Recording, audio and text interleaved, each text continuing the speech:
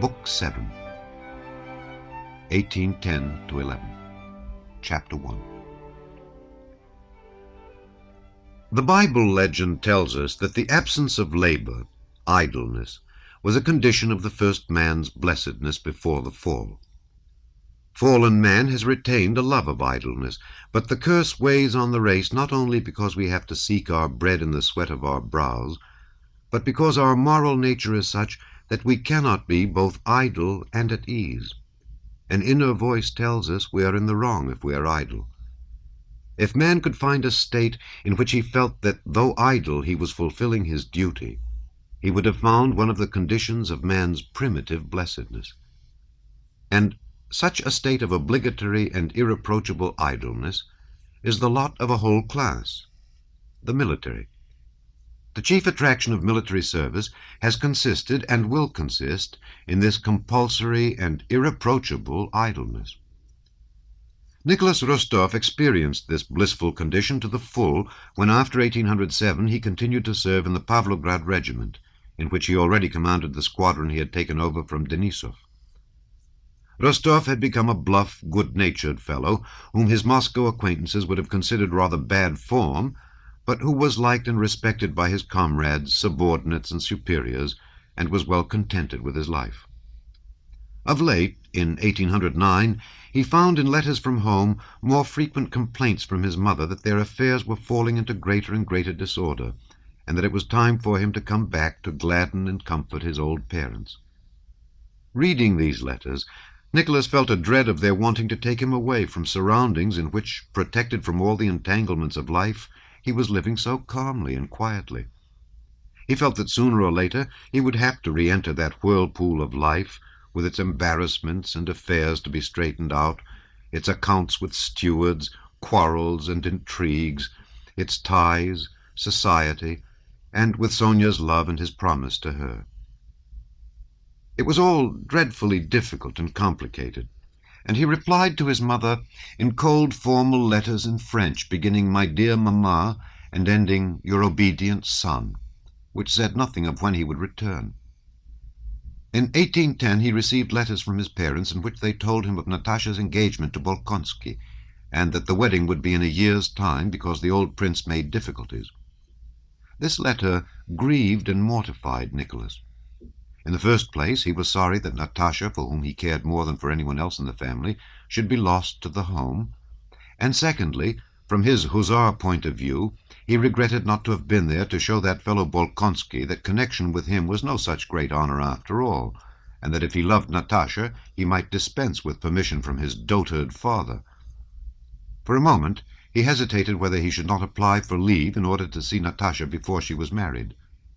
But then came the maneuvers, and considerations about Sonia and about the confusion of their affairs, and Nicholas again put it off. But in the spring of that year he received a letter from his mother, written without his father's knowledge, and that letter persuaded him to return. She wrote that if he did not come and take matters in hand, their whole property would be sold by auction, and they would all have to go begging. The Count was so weak, and trusted Mityenka so much, and was so good-natured, that everybody took advantage of him, and things were going from bad to worse. "For God's sake, I implore you, come at once if you do not wish to make me and the whole family wretched," wrote the Countess. This letter touched Nicholas. He had that common sense of a matter-of-fact man which showed him what he ought to do. The right thing now was, if not to retire from the service, at any rate to go home on leave. Why he had to go he did not know, but after his after-dinner nap he gave orders to saddle Mars, an extremely vicious grey stallion that had not been ridden for a long time, and when he returned with the horse all in a lather, he informed Lavrushka, Denisov's servant who had remained with him, and his comrades who turned up in the evening, that he was applying for leave and was going home. Difficult and strange as it was for him to reflect that he would go away without having heard from the staff, and this interested him extremely, whether he was promoted to a captaincy or would receive the Order of St. Anne for the last maneuvers, strange as it was to think that he would go away without having sold his 3 roans to the Polish Count Goluchowski, who was bargaining for the horses Rostov had betted he would sell for 2,000 roubles. Incomprehensible as it seemed that the ball the hussars were giving in honor of the Polish Mademoiselle Brzezdziecka, out of rivalry to the Uhlans, who had given one in honor of their Polish Mademoiselle Borzozowska, would take place without him, he knew he must go away from this good, bright world to somewhere where everything was stupid and confused. A week later he obtained his leave. His hussar comrades, not only those of his own regiment, but the whole brigade, gave Rostov a dinner to which the subscription was 15 roubles a head, and at which there were 2 bands and 2 choirs of singers. Rostov danced the trepak with Major Basov. The tipsy officers tossed, embraced, and dropped Rostov. The soldiers of the 3rd Squadron tossed him too and shouted hurrah, and then they put him in his sleigh and escorted him as far as the first post station. During the first half of the journey, from Kremenchuk to Kiev, all Rostov's thoughts, as is usual in such cases, were behind him with the squadron. But when he had gone more than halfway, he began to forget his 3 roans and Dozhoyevko, his quartermaster, and to wonder anxiously how things would be at Otradnoye and what he would find there. Thoughts of home grew stronger the nearer he approached it, far stronger, as though this feeling of his was subject to the law by which the force of attraction is in inverse proportion to the square of the distance. At the last post station before Otradnoye he gave the driver a 3-rouble tip, and on arriving he ran breathlessly like a boy up the steps of his home. After the rapture of meeting, and after that odd feeling of unsatisfied expectation, the feeling that everything is just the same, so why did I hurry, Nicholas began to settle down in his old home world. His father and mother were much the same, only a little older. What was new in them was a certain uneasiness and occasional discord, which there used not to be, and which, as Nicholas soon found out, was due to the bad state of their affairs. Sonia was nearly 20. She had stopped growing prettier and promised nothing more than she was already, but that was enough.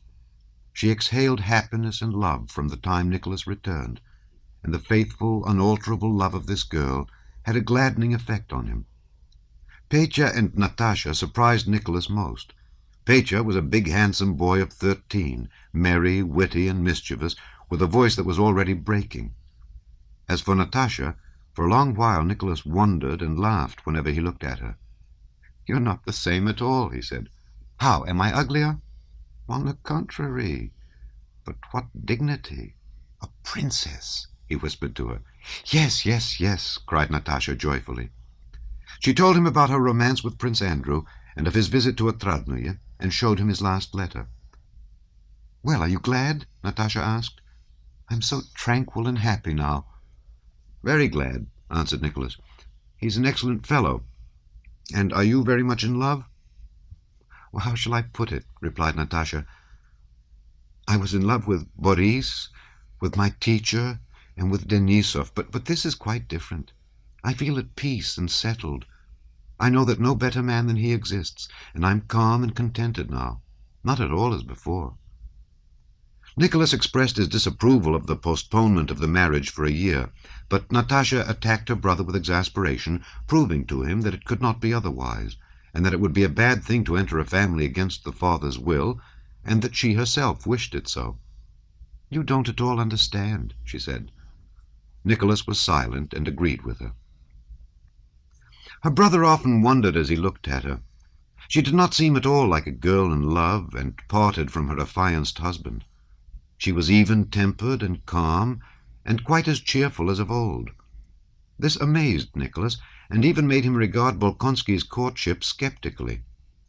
He could not believe that her fate was sealed, especially as he had not seen her with Prince Andrew. It always seemed to him that there was something not quite right about this intended marriage. Why this delay? Why no betrothal, he thought. Once, when he had touched on this topic with his mother, he discovered to his surprise and somewhat to his satisfaction that in the depth of her soul she too had doubts about this marriage. "You see, he writes," said she, showing her son a letter of Prince Andrew's, with that latent grudge a mother always has in regard to a daughter's future married happiness.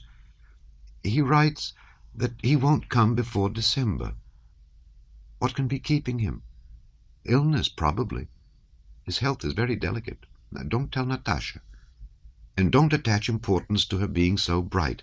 That's because she's living through the last days of her girlhood. But I know what she's like every time we receive a letter from him. However, God grant that everything turns out well."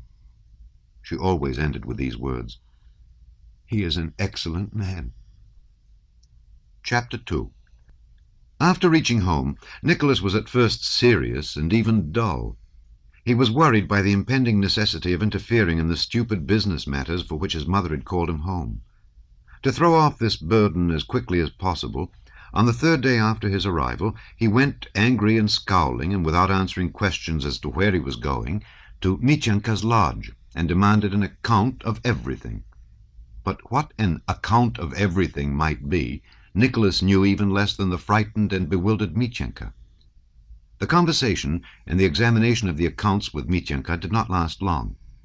The village elder, a peasant delegate, and the village clerk, who were waiting in the passage, heard with fear and delight first the young count's voice roaring and snapping and rising louder and louder, and then words of abuse, dreadful words, ejaculated one after the other.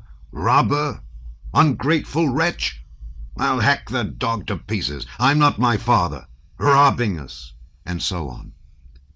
Then, with no less fear and delight, they saw how the young count, red in the face and with bloodshot eyes, dragged Mityenka out by the scruff of the neck and applied his foot and knee to him behind with great agility at convenient moments between the words, shouting, "Be off! Never let me see your face here again, you villain!"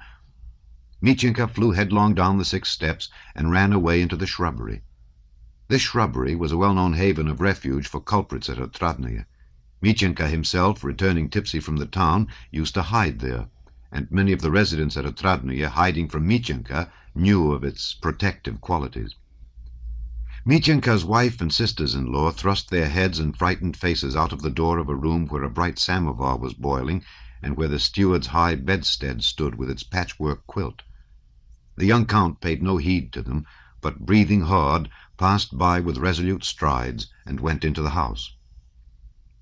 The countess, who heard at once from the maids what had happened at the lodge, was calmed by the thought that now their affairs would certainly improve, but on the other hand felt anxious as to the effect this excitement might have on her son. She went several times to his door on tiptoe and listened, as he lighted one pipe after another. Next day the old count called his son aside, and with an embarrassed smile said to him, "But, you know, my dear boy, it's a pity you got excited. Mityenka has told me all about it." "I knew," thought Nicholas, "that I should never understand anything in this crazy world." "You were angry that he had not entered those 700 roubles, but they were carried forward, and you did not look at the other page." "Papa, he's a blackguard and a thief. I know he is. And what I've done, but if you like I won't speak to him again." "No, my dear boy." The count, too, felt embarrassed. He knew he had mismanaged his wife's property and was to blame toward his children, but he did not know how to remedy it. "No, I beg you to attend to the business. I'm old, No, Papa, forgive me if I've caused you unpleasantness. I understand it all less than you do." "Devil take all these peasants and money matters and carryings forward from page to page," he thought. "I used to understand what a corner and the stakes at cards meant, but carrying forward to another page I don't understand at all," said he to himself, and after that he did not meddle in business affairs. But once the countess called her son and informed him that she had a promissory note from Anna Mikhailovna for 2,000 roubles, and asked him what he thought of doing with it. "This," answered Nicholas. "You say it rests with me. Well, I don't like Anna Mikhailovna, and I don't like Boris, but they were our friends and poor. Well then, this." And he tore up the note, and by so doing caused the old countess to weep tears of joy. After that young Rostov took no further part in any business affairs, but devoted himself with passionate enthusiasm to what was to him a new pursuit, the chase, for which his father kept a large establishment. Chapter 3. The weather was already growing wintry, and morning frosts congealed an earth saturated by autumn rains. The verdure had thickened, and its bright green stood out sharply against the brownish strips of winter rye trodden down by the cattle, and against the pale yellow stubble of the spring sowing, and the reddish strips of buckwheat.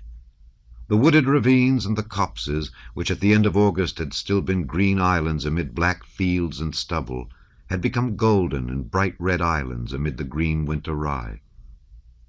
The hares had already half changed their summer coats. The fox cubs were beginning to scatter, and the young wolves were bigger than dogs. It was the best time of the year for the chase. The hounds of that ardent young sportsman Rostov had not merely reached hard winter condition, but were so jaded that at a meeting of the huntsmen it was decided to give them a 3 days' rest, and then on the 16th of September to go on a distant expedition, starting from the oak grove where there was an undisturbed litter of wolf cubs. Note: readers should bear in mind that the hounds engaged in hunting of the kind here described were keen-scented, but not very swift dogs. They had to find the game by scent and chase it in the desired direction. But the swift and strong borzois caught and killed the game. A borzoi has very poor scent, and only chases the game when he sees it. It must be pointed out to him, and even when following it he sometimes loses sight of it. If the game shams dead, a borzoi is often balked and hesitates what to do, as in the case mentioned when the hare suddenly squatted and the borzoi did not seize it. All that day the hounds remained at home. It was frosty and the air was sharp, but toward evening the sky became overcast and it began to thaw. On the 15th, when young Rostov in his dressing-gown looked out of the window, he saw it was an unsurpassable morning for hunting. It was as if the sky were melting and sinking to the earth without any wind. The only motion in the air was that of the dripping microscopic particles of drizzling mist. The bare twigs in the garden were hung with transparent drops which fell on the freshly fallen leaves. The earth in the kitchen garden looked wet and black and glistened like poppy seed, and at a short distance merged into the dull, moist veil of mist. Nicholas went out into the wet and muddy porch. There was a smell of decaying leaves and of dog. Milka, a black-spotted, broad-haunched bitch with prominent black eyes, got up on seeing her master, stretched her hind legs, lay down like a hare, and then suddenly jumped up and licked him right on his nose and moustache. Another borzoi, a dog, catching sight of his master from the garden path, arched his back, and rushing headlong toward the porch with lifted tail, began rubbing himself against his legs. "Oh-hoy!" came at that moment that inimitable huntsman's call which unites the deepest bass with the shrillest tenor, and round the corner came Daniel, the head huntsman and head kennelman, a grey, wrinkled old man with hair cut straight over his forehead, Ukrainian fashion, a long bent whip in his hand, and that look of independence and scorn of everything that is only seen in huntsmen. He doffed his Circassian cap to his master and looked at him scornfully. This scorn was not offensive to his master. Nicholas knew that this Daniel, disdainful of everybody and who considered himself above them, was all the same his serf and huntsman. "Daniel," Nicholas said timidly, conscious at the sight of the weather, the hounds, and the huntsman that he was being carried away by that irresistible passion for sport which makes a man forget all his previous resolutions, as a lover forgets in the presence of his mistress. "What orders, your Excellency?" said the huntsman in his deep bass, deep as a proto-deacon's and hoarse with hallooing, and two flashing black eyes gazed from under his brows at his master, who was silent. "Can you resist it?" those eyes seemed to be asking. "It's a good day, eh? For a hunt and a gallop, eh?" asked Nicholas, scratching Milka behind the ears. Daniel did not answer, but winked instead. "I sent to Varka at dawn to listen," his bass boomed out after a minute's pause. "He says she's moved them into the Otradnoye enclosure. They were howling there." This meant that the she-wolf, about whom they both knew, had moved with her cubs to the Otradnoye copse, a small place 1.5 miles from the house. "We ought to go, don't you think so?" said Nicholas. "Come to me with Uvarka." "As you please." "Then put off feeding them." "Yes, sir." 5 minutes later, Daniel and Uvarka were standing in Nicholas's big study. Though Daniel was not a big man, to see him in a room was like seeing a horse or a bear on the floor among the furniture and surroundings of human life. Daniel himself felt this, and as usual stood just inside the door, trying to speak softly and not move for fear of breaking something in the master's apartment. And he hastened to say all that was necessary, so as to get from under that ceiling out into the open, under the sky once more. Having finished his inquiries and extorted from Daniel an opinion that the hounds were fit, Daniel himself wished to go hunting. Nicholas ordered the horses to be saddled.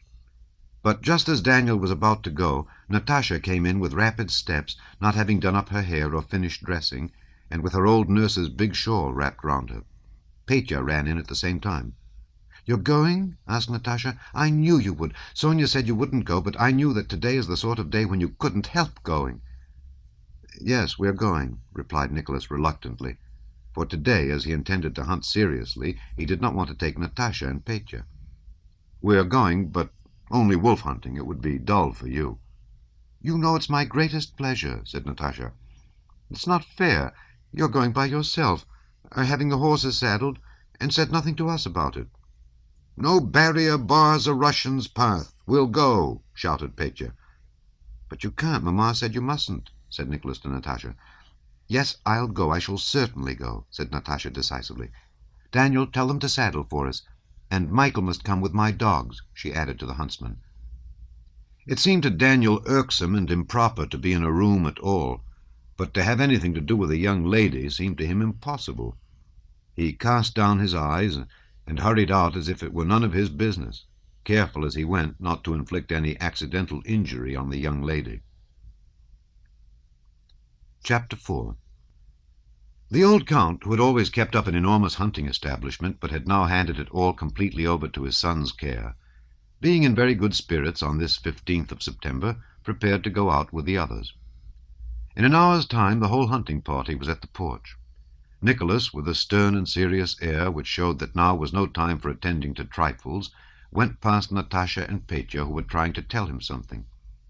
He had a look at all the details of the hunt, sent a pack of hounds and huntsmen on ahead to find the quarry, mounted his chestnut Donets, and, whistling to his own leash of borzois, set off across the threshing ground to a field leading to the Otradnoye wood. The old Count's horse, a sorrel gelding called Viflyanka, was led by the groom in attendance on him, while the Count himself was to drive in a small trap straight to a spot reserved for him. They were taking 54 hounds, with 6 hunt attendants and whippers in. Besides the family, there were 8 borzoi kennelmen and more than 40 borzois, so that, with the borzois on the leash belonging to members of the family, there were about 130 dogs and 20 horsemen. Each dog knew its master and its call. Each man in the hunt knew his business, his place, and what he had to do. As soon as they had passed the fence, they all spread out evenly and quietly, without noise or talk, along the road and field leading to the Otradnoye covert. The horses stepped over the field as over a thick carpet, now and then splashing into puddles as they crossed a road. The misty sky still seemed to descend evenly and imperceptibly toward the earth. The air was still, warm, and silent. Occasionally the whistle of a huntsman, the snort of a horse, the crack of a whip, or the whine of a straggling hound could be heard. When they had gone a little less than a mile, 5 more riders with dogs appeared out of the mist, approaching the Rostovs. In front rode a fresh-looking, handsome old man with a large grey moustache. "Good morning, uncle," said Nicholas when the old man drew near. "That's it, come on. I was sure of it," began uncle. He was a distant relative of the Rostovs, a man of small means, and their neighbor. "I knew you wouldn't be able to resist it, and it's a good thing you're going. That's it, come on." This was uncle's favorite expression. "Take the covert at once, for my Girchik says the Ilagins are at Korniki with their hounds. That's it, come on. They'll take the cubs from under your very nose." "That's where I'm going. Shall we join up our packs?" asked Nicholas. The hounds were joined into one pack, and uncle and Nicholas rode on side by side. Natasha, muffled up in shawls which did not hide her eager face and shining eyes, galloped up to them. She was followed by Petya, who always kept close to her, by Michael, a huntsman, and by a groom appointed to look after her. Petya, who was laughing, whipped and pulled at his horse. Natasha sat easily and confidently on her black Arabchik and reined him in without effort, with a firm hand. Uncle looked round disapprovingly at Petya and Natasha. He did not like to combine frivolity with the serious business of hunting. "Good morning, Uncle. We're going too," shouted Petya. Good morning. But don't go overriding the hounds," said Uncle sternly. "Nicholas, what a fine dog Trunila is. He knew me," said Natasha, referring to her favourite hound. In the first place, Trunila is not a dog, but a harrier, thought Nicholas, and looked sternly at his sister, trying to make her feel the distance that ought to separate them at that moment. Natasha understood it. "You mustn't think we'll be in anyone's way, Uncle," she said. "We'll go to our places and won't budge." "A good thing, too, little Countess," said Uncle. "Only mind you don't fall off your horse," he added, "because that's it, come on, you've nothing to hold on to." The oasis of the Otradnoye covert came in sight a few hundred yards off. The huntsmen were already nearing it. Rostov, having finally settled with Uncle where they should set on the hounds, and having shown Natasha where she was to stand, a spot where nothing could possibly run out, went round above the ravine. "Well, nephew, you're going for a big wolf," said Uncle. "Mind, and don't let her slip." "That's as may happen," answered Rostov. "Karai! Here!" he shouted, answering Uncle's remark by this call to his borzoi. Karai was a shaggy old dog with a hanging jowl, famous for having tackled a big wolf unaided. They all took up their places. The old Count, knowing his son's ardour in the hunt, hurried so as not to be late, and the huntsmen had not yet reached their places when Count Ilya Rostov, cheerful, flushed, and with quivering cheeks, drove up with his black horses over the winter rye to the place reserved for him, where a wolf might come out. Having straightened his coat and fastened on his hunting knives and horn, he mounted his good, sleek, well-fed, and comfortable horse Viflyanka, which was turning grey like himself. His horses and trap were sent home. Count Ilya Rostov, though not at heart a keen sportsman, knew the rules of the hunt well, and rode to the bushy edge of the road where he was to stand, arranged his reins, settled himself in the saddle, and, feeling that he was ready, looked about him with a smile. Beside him was Simon Chikmar, his personal attendant, an old horseman now somewhat stiff in the saddle. Chikmar held in leash 3 formidable wolf-hounds, who had however grown fat like their master and his horse. 2 wise old dogs lay down unleashed. Some 100 paces farther along the edge of the wood stood Mitka, the Count's other groom, a daring horseman and keen rider to hounds. Before the hunt, by old custom, the Count had drunk a silver cupful of mulled brandy, taken a snack, and washed it down with half a bottle of his favourite Bordeaux. He was somewhat flushed with the wine and the drive. His eyes were rather moist and glittered more than usual, and as he sat in his saddle wrapped up in his fur coat, he looked like a child taken out for an outing. The thin, hollow-cheeked Chekmar, having got everything ready, kept glancing at his master, with whom he had lived on the best of terms for 30 years, and, understanding the mood he was in, expected a pleasant chat. A third person rode up circumspectly through the wood. It was plain that he had had a lesson, and stopped behind the Count. This person was a grey-bearded old man in a woman's cloak with a tall peaked cap on his head. He was the buffoon, who went by a woman's name, Nastasia Ivanovna. Note, the practice of keeping a buffoon in country houses lasted till after the abolition of serfdom. "Well, Nastasia Ivanovna," whispered the Count, winking at him, "if you scare away the beast, Daniel will give it to you." "I know a thing or two myself," said Nastasia Ivanovna. "Hush!" whispered the Count, and turned to Simon. "Have you seen the young Countess?" he asked. "Where is she?" "With young Count Peter, by the Zharov rank grass," answered Simon, smiling. "Though she's a lady, she's very fond of hunting."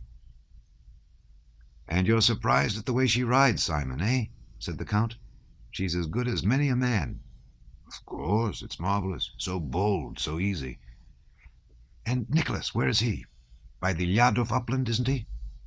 "Yes, sir. He knows where to stand. He understands the matter so well that Daniel and I are often quite astounded," said Simon, well knowing what would please his master. Rides well, eh? And how well he looks on his horse, eh? Oh, a perfect picture. How he chased a fox out of the rank grass by the Zavarzynsk thicket the other day. Leaped a fearful place. What a sight when they rushed from the covert. The horse worth 1,000 roubles and the rider beyond all price. Yes, one would have to search far to find another as smart. To search far, repeated the Count, evidently sorry Simon had not said more. To search far, he said, turning back the skirt of his coat to get at his snuff-box. The other day, when he came out from Mass in full uniform, Michael Sidorich... Simon did not finish, for on the still air he had distinctly caught the music of the hunt, with only 2 or 3 hounds giving tongue. He bent down his head and listened, shaking a warning finger at his master. "They're on the scent of the cubs," he whispered. "Straight to the Lyadov uplands." The Count, forgetting to smooth out the smile on his face, looked into the distance straight before him, down the narrow open space, holding the snuff-box in his hand, but not taking any. After the cry of the hounds came the deep tones of the wolf call from Daniel's hunting horn. The pack joined the first 3 hounds, and they could be heard in full cry, with that peculiar lift in the note that indicates that they are after a wolf. The whippers-in no longer set on the hounds, but changed to the cry of "Ululu!" and above the others rose Daniel's voice, now a deep bass, now piercingly shrill. His voice seemed to fill the whole wood, and carried far beyond, out into the open field. After listening a few moments in silence, the old Count and his attendant convinced themselves that the hounds had separated into 2 packs. The sound of the larger pack, eagerly giving tongue, began to die away in the distance.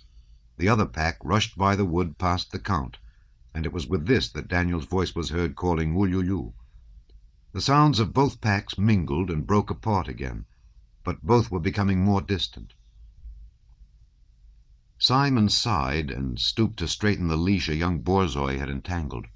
The Count, too, sighed, and, noticing the snuff-box in his hand, opened it and took a pinch. "Back!" cried Simon to a borzoi that was pushing forward out of the wood. The Count started and dropped the snuff-box. Nastasia Ivanovna dismounted to pick it up. The Count and Simon were looking at him. Then, unexpectedly, as often happens, the sound of the hunt suddenly approached, as if the hounds in full cry and Daniel ululuing were just in front of them. The Count turned and saw on his right Mitka staring at him with eyes starting out of his head, raising his cap and pointing before him to the other side. "Look out!" he shouted, in a voice plainly showing that he had long fretted to utter that word, and letting the borzoi slip, he galloped toward the Count. The Count and Simon galloped out of the wood and saw on their left a wolf, which, softly swaying from side to side, was coming at a quiet lope farther to the left, to the very place where they were standing. The angry borzois whined, and getting free of the leash, rushed past the horse's feet at the wolf.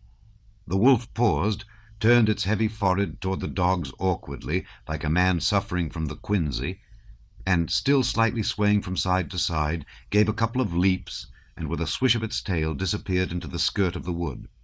At the same instant, with a cry like a wail, first one hound, then another, and then another sprang helter-skelter from the wood opposite, and the whole pack rushed across the field toward the very spot where the wolf had disappeared. The hazel bushes parted behind the hounds, and Daniel's chestnut horse appeared, dark with sweat. On its long back sat Daniel, hunched forward, capless, his disheveled gray hair hanging over his flushed, perspiring face. "Ululu! Ululu!" he cried. When he caught sight of the Count, his eyes flashed lightning. "Blast you!" he shouted, holding up his whip threateningly at the Count. "You've let the wolf go! What a sportsman!" And as if scorning to say more to the frightened and shamefaced Count, he lashed the heaving flanks of his sweating chestnut gelding with all the anger the Count had aroused, and flew off after the hounds. The Count, like a punished schoolboy, looked round, trying by a smile to win Simon's sympathy for his plight. But Simon was no longer there. He was galloping round by the bushes while the field was coming up on both sides, all trying to head the wolf. But it vanished into the wood before they could do so. Chapter 5. Nicholas Rostov, meanwhile, remained at his post waiting for the wolf.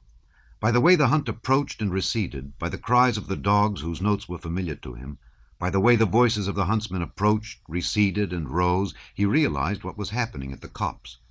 He knew that young and old wolves were there, that the hounds had separated into two packs, that somewhere a wolf was being chased, and that something had gone wrong. He expected the wolf to come his way any moment. He made thousands of different conjectures as to where and from what side the beast would come and how he would set upon it. Hope alternated with despair. Several times he addressed a prayer to God that the wolf should come his way. He prayed with that passionate and shamefaced feeling with which men pray at moments of great excitement arising from trivial causes. "What would it be to thee to do this for me?" he said to God. "I know thou art great, and that it is a sin to ask this of thee, but for God's sake do let the old wolf come my way, and let Karai spring at it, in sight of Uncle, who's watching from over there, and seize it by the throat in a death grip."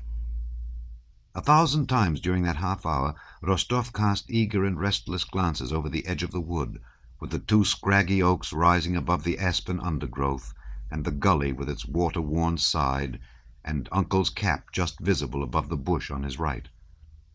"No, I shan't have such luck," thought Rostov. "Yet what wouldn't it be worth? It is not to be. Everywhere, at cards and in war, I'm always unlucky." Memories of Austerlitz and of Dolokhov flashed rapidly and clearly through his mind.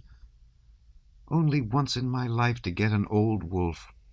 I want only that," thought he, straining eyes and ears, and looking to the left and then to the right, and listening to the slightest variation of note in the cries of the dogs.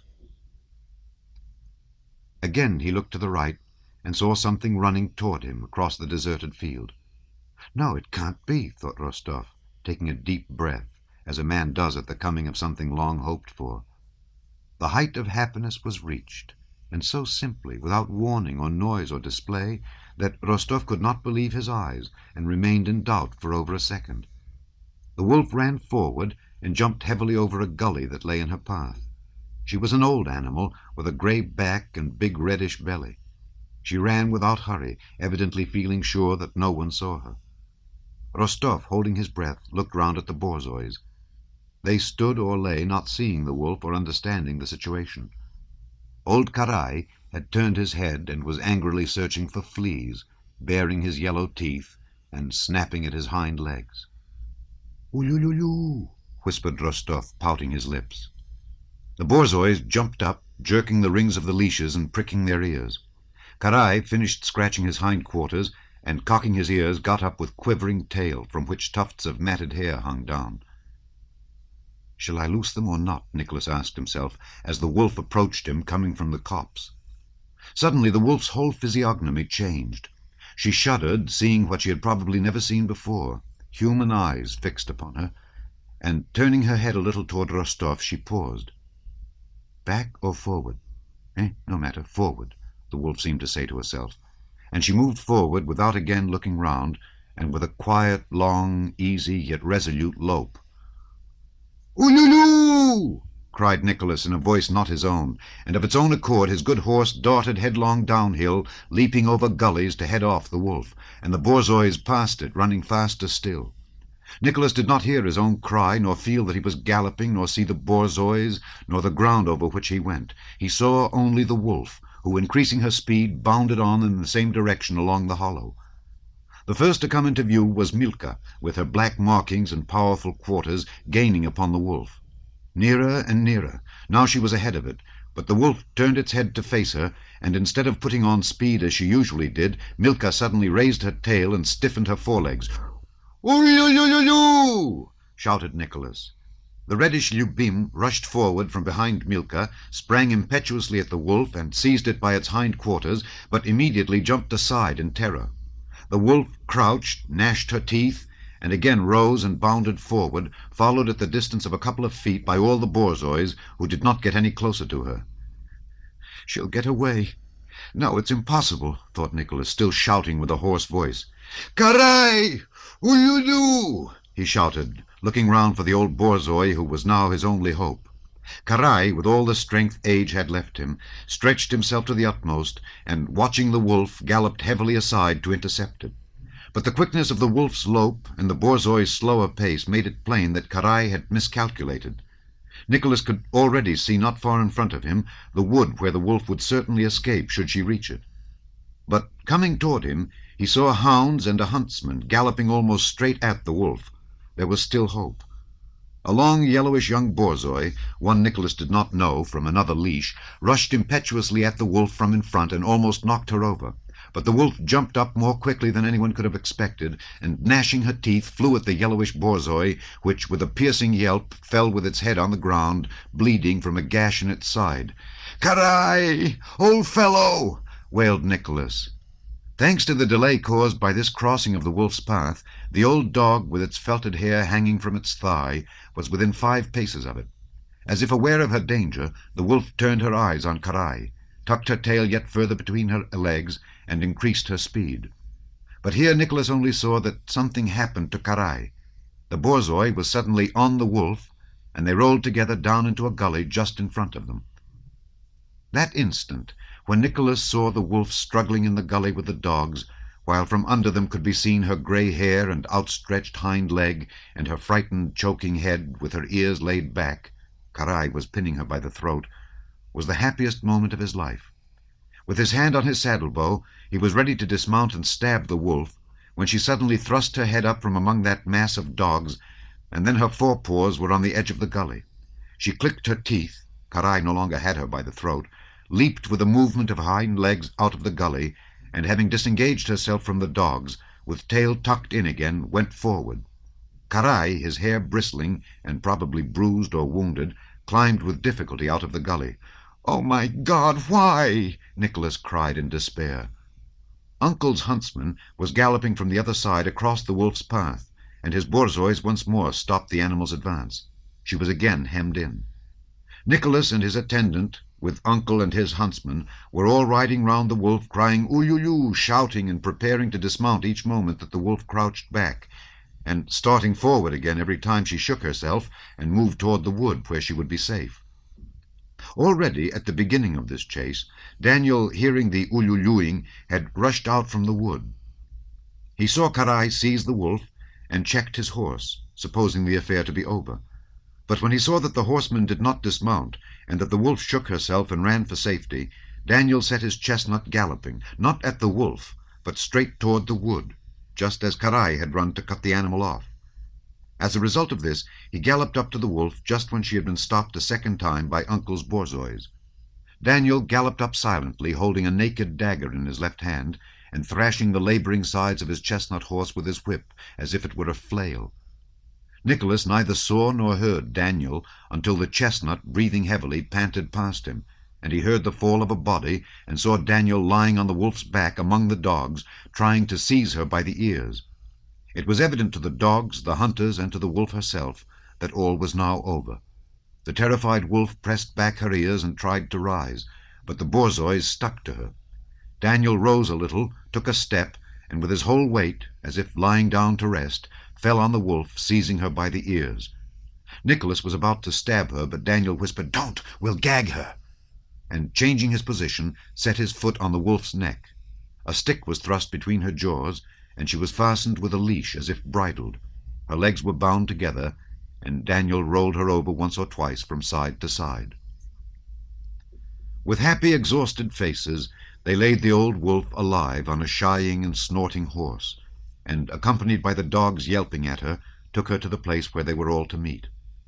The hounds had killed 2 of the cubs, and the borzois 3. The huntsmen assembled with their booty and their stories, and all came to look at the wolf, which, with her broad-browed head hanging down and the bitten stick between her jaws, gazed with great glassy eyes at this crowd of dogs and men surrounding her. When she was touched, she jerked her bound legs and looked wildly yet simply at everybody.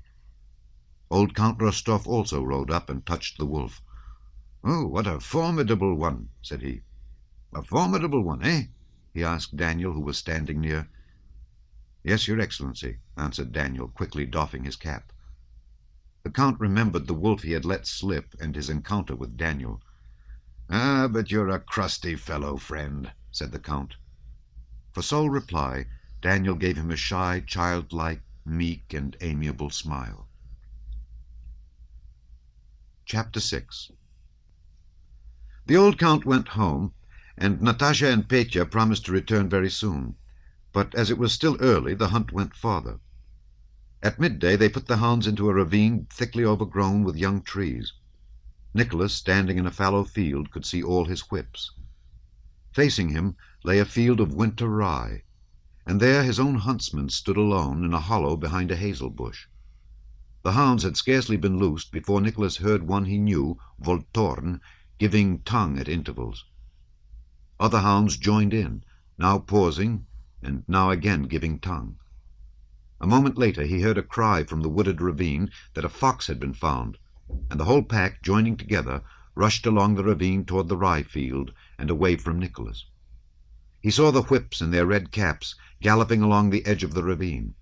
He even saw the hounds, and was expecting a fox to show itself at any moment on the rye field opposite.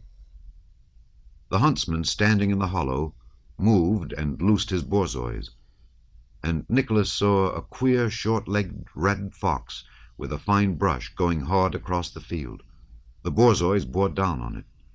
Now they drew close to the fox, which began to dodge between the field in sharper and sharper curves, trailing its brush, when suddenly a strange white borzoi dashed in, followed by a black one, and everything was in confusion. The borzois formed a star-shaped figure, scarcely swaying their bodies, and with tails turned away from the center of the group. Two huntsmen galloped up to the dogs, one in a red cap, the other, a stranger, in a green coat. "What's this?" thought Nicholas. "Where's that huntsman from? He's not Uncle's man." The huntsman got the fox, but stayed there a long time without strapping it to the saddle. Their horses, bridled and with high saddles, stood near them, and there too the dogs were lying. The huntsmen waved their arms and did something to the fox. Then from that spot came the sound of a horn, with the signal agreed on in case of a fight. "That's Ilagin's huntsman having a row with our Ivan," said Nicholas's groom. Nicholas sent the man to call Natasha and Petya to him, and rode at a foot-pace to the place where the whips were getting the hounds together. Several of the field galloped to the spot where the fight was going on. Nicholas dismounted, and with Natasha and Petya, who had ridden up, stopped near the hounds, waiting to see how the matter would end. Out of the bushes came the huntsman who had been fighting, and rode toward his young master, with the fox tied to his crupper. While still at a distance, he took off his cap and tried to speak respectfully, but he was pale and breathless, and his face was angry.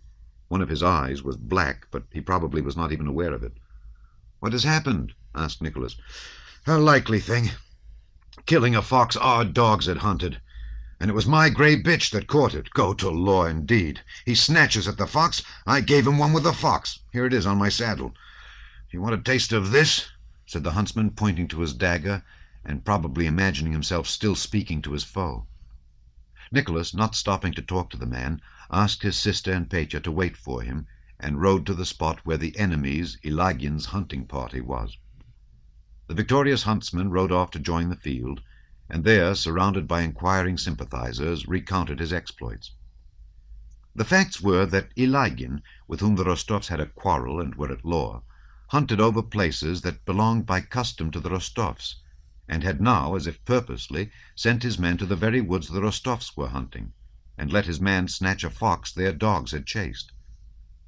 Nicholas, though he had never seen Ilagin, with his usual absence of moderation in judgment, hated him cordially from reports of his arbitrariness and violence, and regarded him as his bitterest foe. He rode in angry agitation toward him, firmly grasping his whip, and fully prepared to take the most resolute and desperate steps to punish his enemy. Hardly had he passed an angle of the wood before a stout gentleman in a beaver cap came riding toward him on a handsome raven-black horse, accompanied by two hunt servants. Instead of an enemy, Nicholas found in Ilagin a stately and courteous gentleman who was particularly anxious to make the young count's acquaintance. Having ridden up to Nicholas, Ilagin raised his beaver cap and said he much regretted what had occurred, and would have the man punished who had allowed himself to seize a fox hunted by someone else's borzois.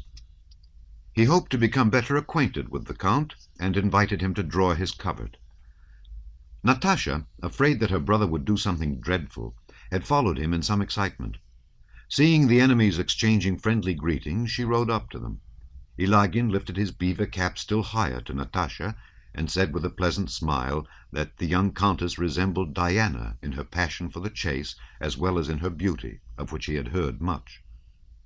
To expiate his huntsman's offence, Iligin pressed the Rostovs to come to an upland of his about a mile away, which he usually kept for himself, and which he said swarmed with hares. Nicholas agreed, and the hunt, now doubled, moved on. The way to Iligin's upland was across the fields. The hunt servants fell into line. The masters rode together. Uncle, Rostov, and Iligin kept stealthily glancing at one another's dogs, trying not to be observed by their companions, and searching uneasily for rivals of their own borzois. Rostov was particularly struck by the beauty of a small, pure-bred, red-spotted bitch on Iligin's leash, slender, but with muscles like steel, a delicate muzzle, and prominent black eyes. He had heard of the swiftness of Iligin's borzois, and in that beautiful bitch saw a rival to his own Milka. In the middle of a sober conversation begun by Iligin about the year's harvest, Nicholas pointed to the red-spotted bitch. "A fine little bitch, that," said he in a careless tone. "Is she swift?" "That one? Yeah, she's a good dog. Gets what she's after," answered Iligin indifferently, of the red-spotted bitch Erza, for which a year before he had given a neighbor 3 families of house serfs.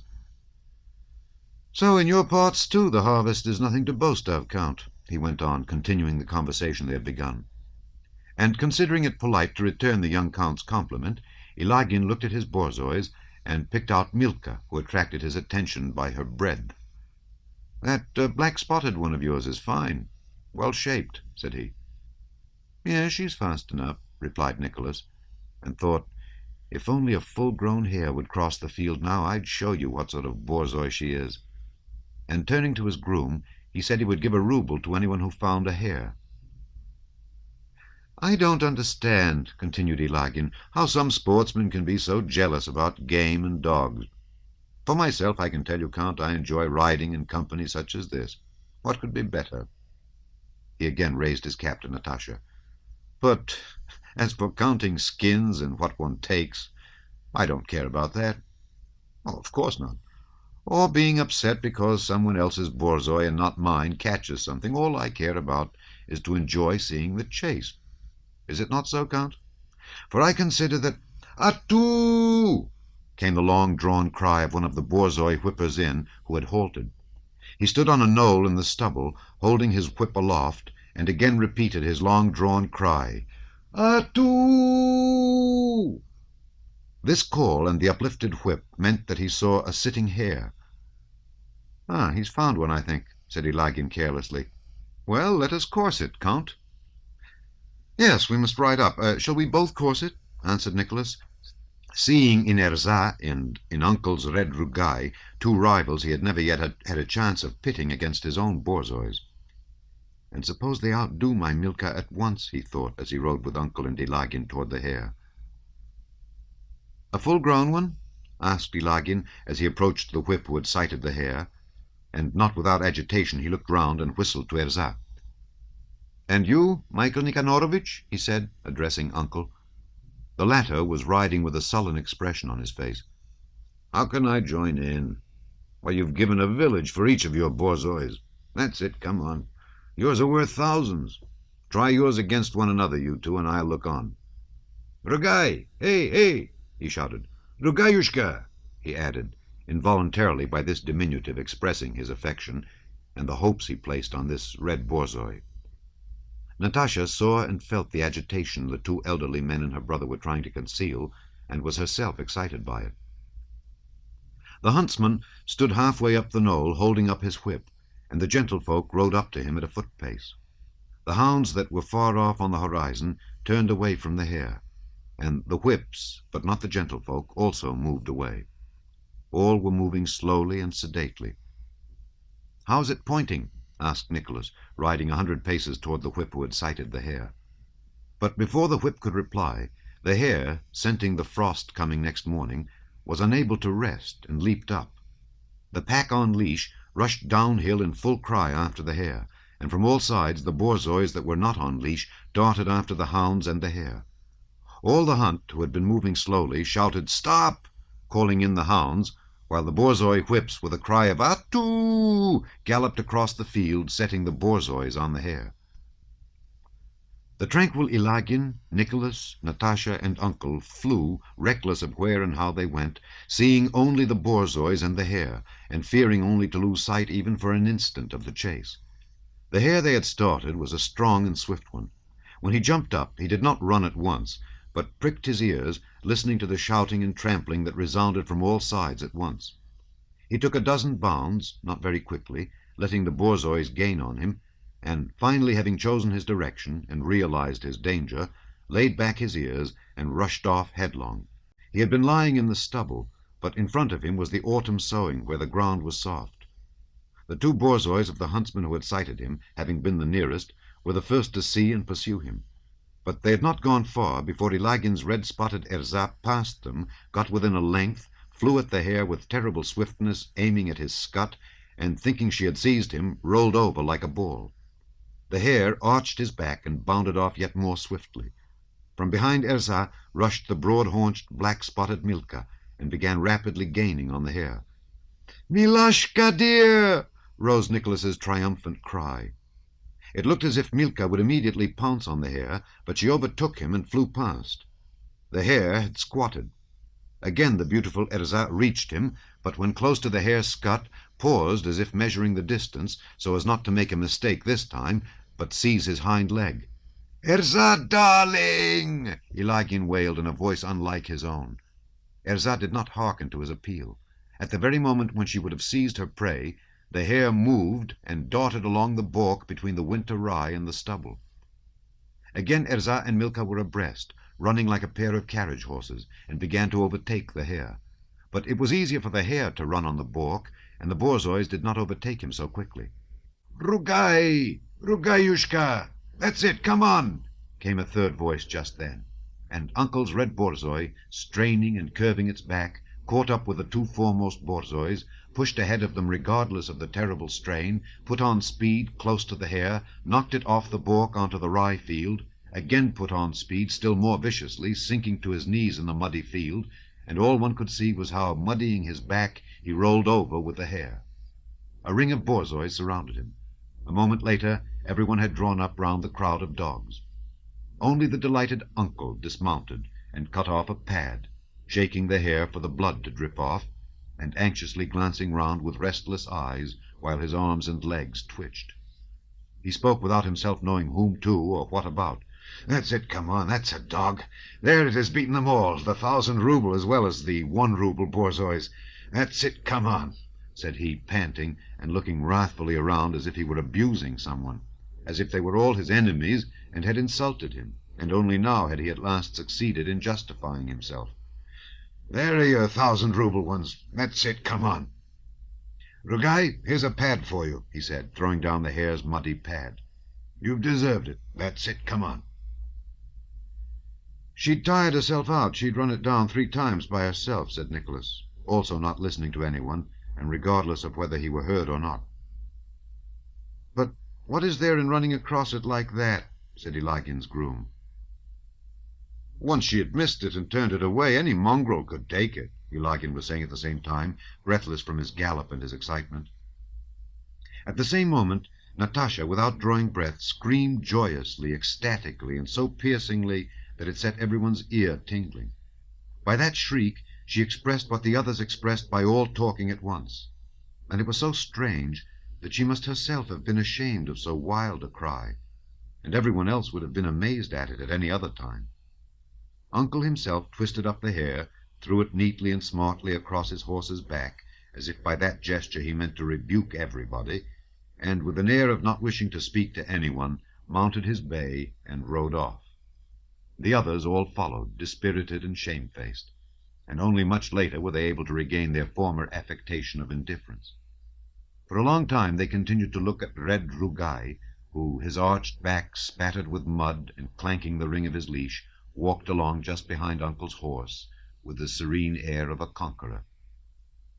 "Well, I'm like any other dog, as long as it's not a question of coursing, but when it is, then look out," his appearance seemed to Nicholas to be saying.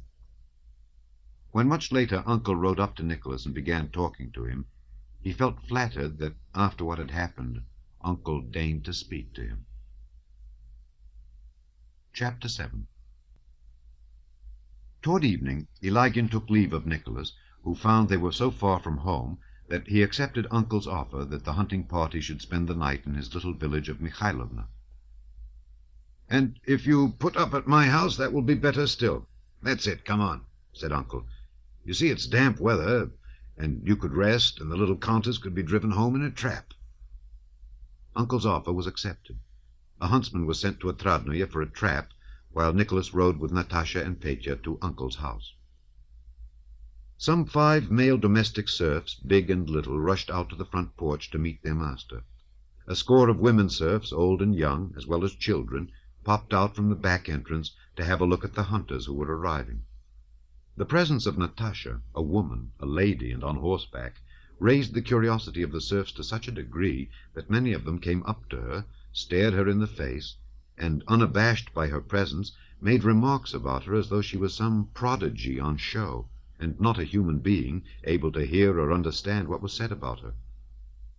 "Arinka, look! She sits sideways. There she sits, and her skirt dangles. See, she's got a little hunting horn. Goodness gracious, see her knife! Isn't she a Tartar?" "How is it you didn't go head over heels?" asked the boldest of all, addressing Natasha directly. Uncle dismounted at the porch of his little wooden house, which stood in the midst of an overgrown garden, and, after a glance at his retainers, shouted authoritatively that the superfluous ones should take themselves off, and that all necessary preparations should be made to receive the guests and the visitors. The serfs all dispersed. Uncle lifted Natasha off her horse, and, taking her hand, led her up the rickety wooden steps of the porch. The house, with its bare, unplastered log walls, was not over-clean. It did not seem that those living in it aimed at keeping it spotless, but neither was it noticeably neglected. In the entry there was a smell of fresh apples, and wolf and fox skins hung about. Uncle led the visitors through the anteroom into a small hall with a folding table and red chairs, then into the drawing-room with a round birchwood table and a sofa, and finally into his private room, where there was a tattered sofa, a worn carpet, and portraits of Suvorov, of the host's father and mother, and of himself in military uniform. The study smelt strongly of tobacco and dogs. Uncle asked his visitors to sit down and make themselves at home, and then went out of the room. Rugai, his back still muddy, came into the room and lay down on the sofa, cleaning himself with his tongue and teeth. Leading from the study was a passage in which a partition with ragged curtains could be seen.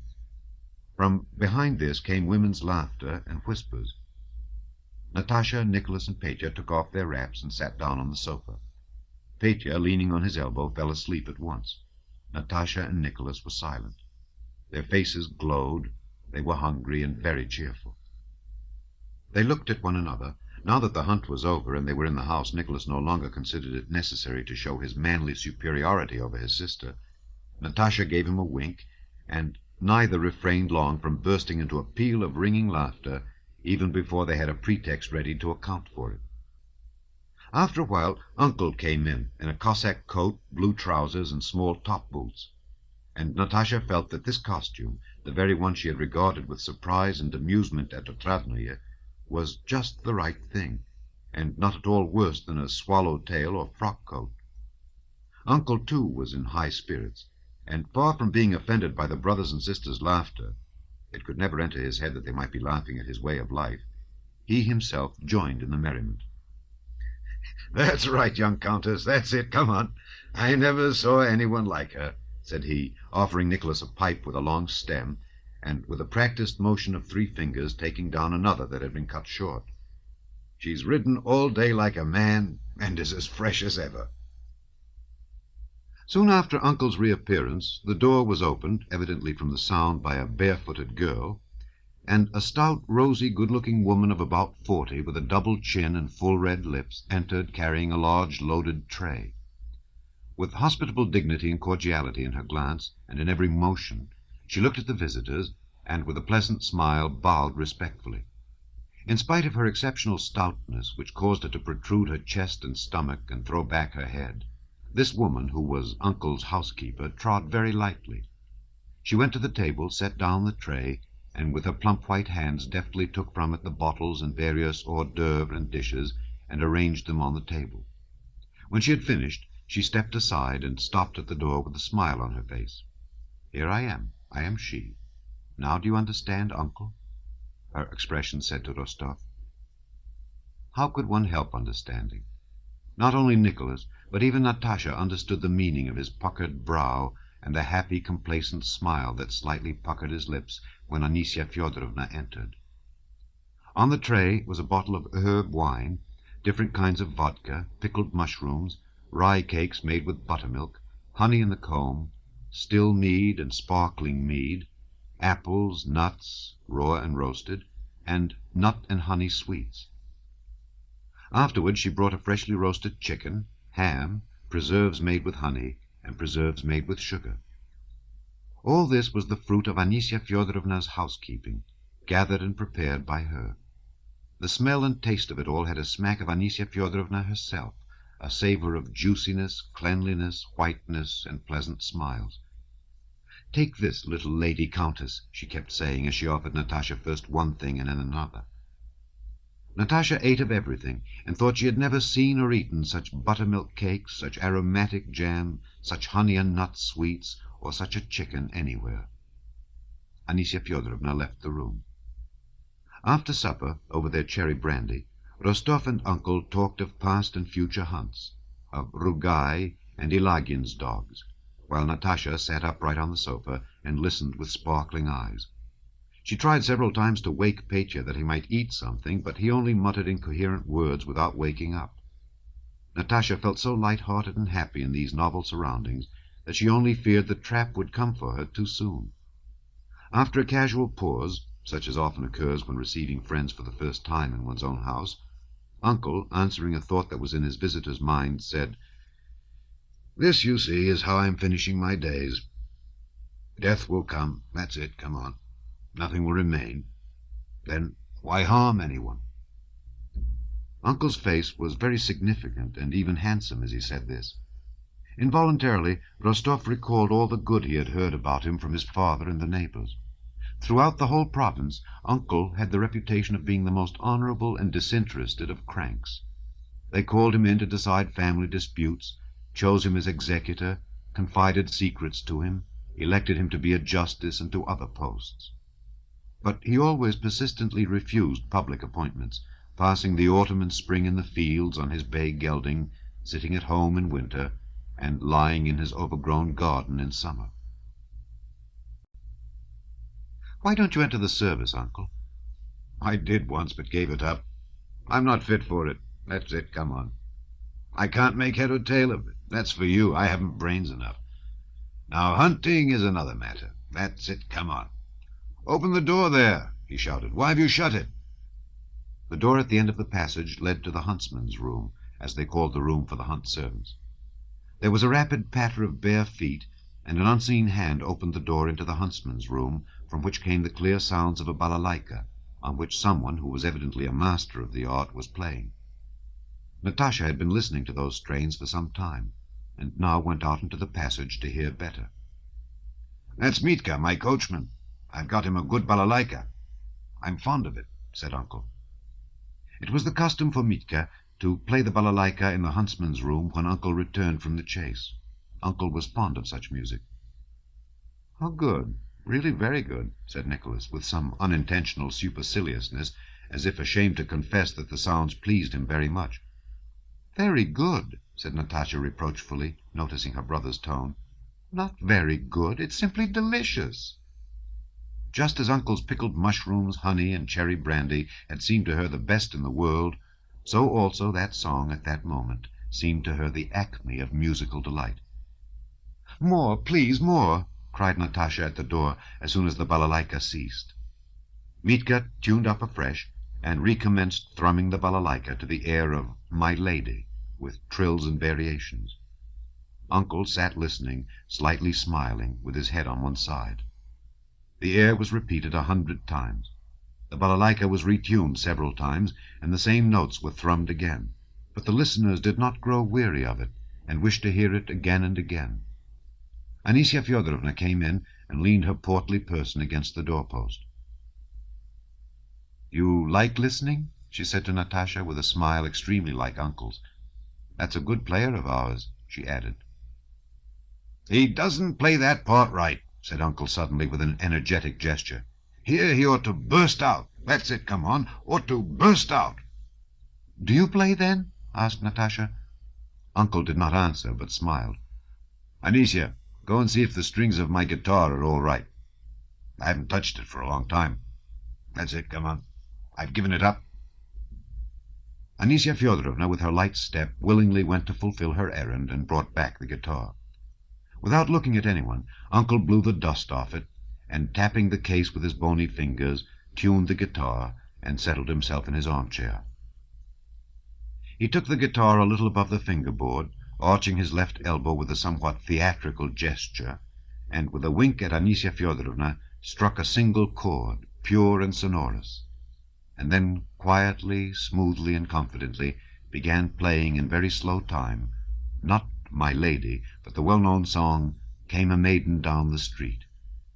The tune, played with precision and in exact time, began to thrill in the hearts of Nicholas and Natasha, arousing in them the same kind of sober mirth as radiated from Anisia Fyodorovna's whole being. Anisia Fyodorovna flushed, and, drawing her kerchief over her face, went laughing out of the room. Uncle continued to play correctly, carefully, with energetic firmness, looking with a changed and inspired expression at the spot where Anisia Fyodorovna had just stood. Something seemed to be laughing a little on one side of his face under his grey moustaches, especially as the song grew brisker and the time quicker, and when here and there, as he ran his fingers over the strings, something seemed to snap. "Lovely, lovely! Go on, Uncle, go on!" shouted Natasha as soon as he had finished. She jumped up and hugged and kissed him. "Nicholas, Nicholas," she said, turning to her brother, as if asking him, "what is it that moves me so?" Nicholas, too, was greatly pleased by Uncle's playing, and Uncle played the piece over again. Anisia Fyodorovna's smiling face reappeared in the doorway, and behind hers other faces. "Fetching water clear and sweet, stop, dear maiden, I entreat," played Uncle once more, running his fingers skillfully over the strings. And then he stopped short and jerked his shoulders. "Go on, Uncle dear," Natasha wailed in an imploring tone, as if her life depended on it. Uncle rose, and it was as if there were two men in him. One of them smiled seriously at the merry fellow, while the merry fellow struck a naive and precise attitude preparatory to a folk dance. "Now then, niece," he exclaimed, waving to Natasha the hand that had just struck a chord. Natasha threw off the shawl from her shoulders, ran forward to face Uncle, and setting her arms akimbo, also made a motion with her shoulders and struck an attitude. Where, how, and when had this young countess, educated by an émigré French governess, imbibed from the Russian air she breathed that spirit, and obtained that manner which the pas de châle would, one would have supposed, long ago have effaced? Note, the pas de châle is the shawl dance, a French dance, the style of which contrasts with the Russian folk dances. But the spirit and the movements were those inimitable and unteachable Russian ones that Uncle had expected of her. As soon as she had struck her pose and smiled triumphantly, proudly, and with sly merriment, the fear that had at first seized Nicholas and the others that she might not do the right thing was at an end, and they were already admiring her. She did the right thing with such precision, such complete precision, that Anisia Fyodorovna, who had at once handed her the handkerchief she needed for the dance, had tears in her eyes, though she laughed as she watched this slim, graceful countess, reared in silks and velvets and so different from herself, who yet was able to understand all that was in Anisia, and in Anisia's father and mother and aunt, and in every Russian man and woman. "Well, little countess, that's it, come on," cried Uncle with a joyous laugh, having finished the dance. "Well done, niece. Now a fine young fellow must be found as husband for you. That's it, come on." "He's chosen already," said Nicholas, smiling. "Oh?" said Uncle in surprise, looking inquiringly at Natasha, who nodded her head with a happy smile. "And such a one," she said. But as soon as she had said it, a new train of thoughts and feelings arose in her. What did Nicholas's smile mean? when he said chosen already? Is he glad of it or not? It is as if he thought my Bolkonsky would not approve of or understand our gaiety. But he would understand it all. Where is he now? She thought, and her face suddenly became serious. But this lasted only a second. Don't dare to think about it, she said to herself, and sat down again smilingly beside Uncle, begging him to play something more. Uncle played another song, and a valse. Then, after a pause, he cleared his throat and sang his favorite hunting song. As 'twas growing dark last night, fell the snow so soft and light. Uncle sang as peasants sing, with full and naive conviction that the whole meaning of a song lies in the words, and that the tune comes of itself, and that apart from the words there is no tune, which exists only to give measure to the words. As a result of this, the unconsidered tune, like the song of a bird, was extraordinarily good. Natasha was in ecstasies over Uncle's singing. She resolved to give up learning the harp and to play only the guitar. She asked Uncle for his guitar, and at once found the chords of the song. After 9 o'clock, 2 traps and 3 mounted men who had been sent to look for them arrived to fetch Natasha and Petya. The Count and Countess did not know where they were, and were very anxious, said one of the men. Petya was carried out like a log and laid in the larger of the 2 traps. Natasha and Nicholas got into the other.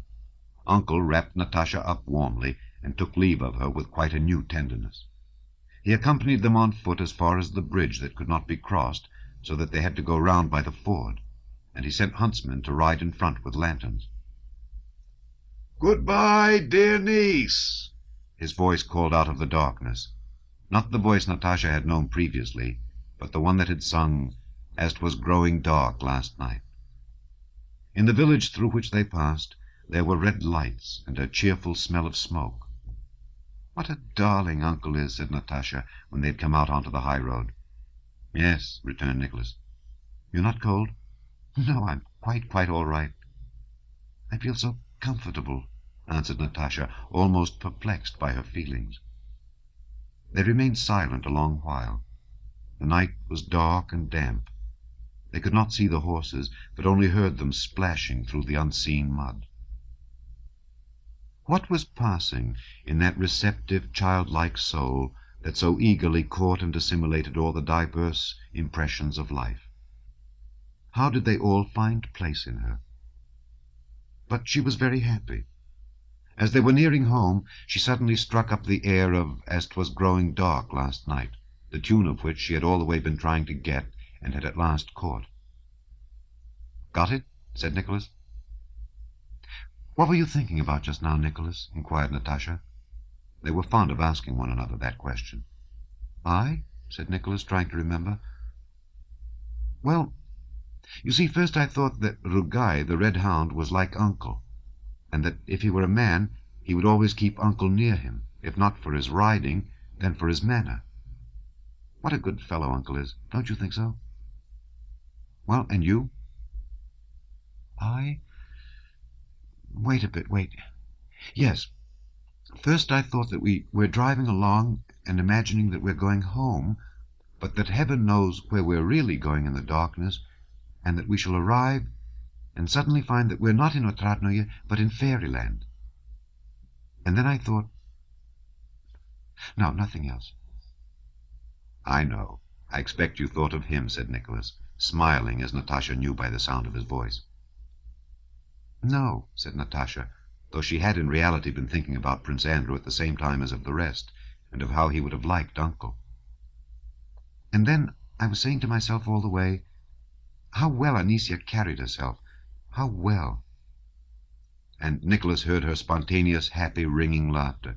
"And do you know," she suddenly said, "I know that I shall never again be as happy and tranquil as I am now."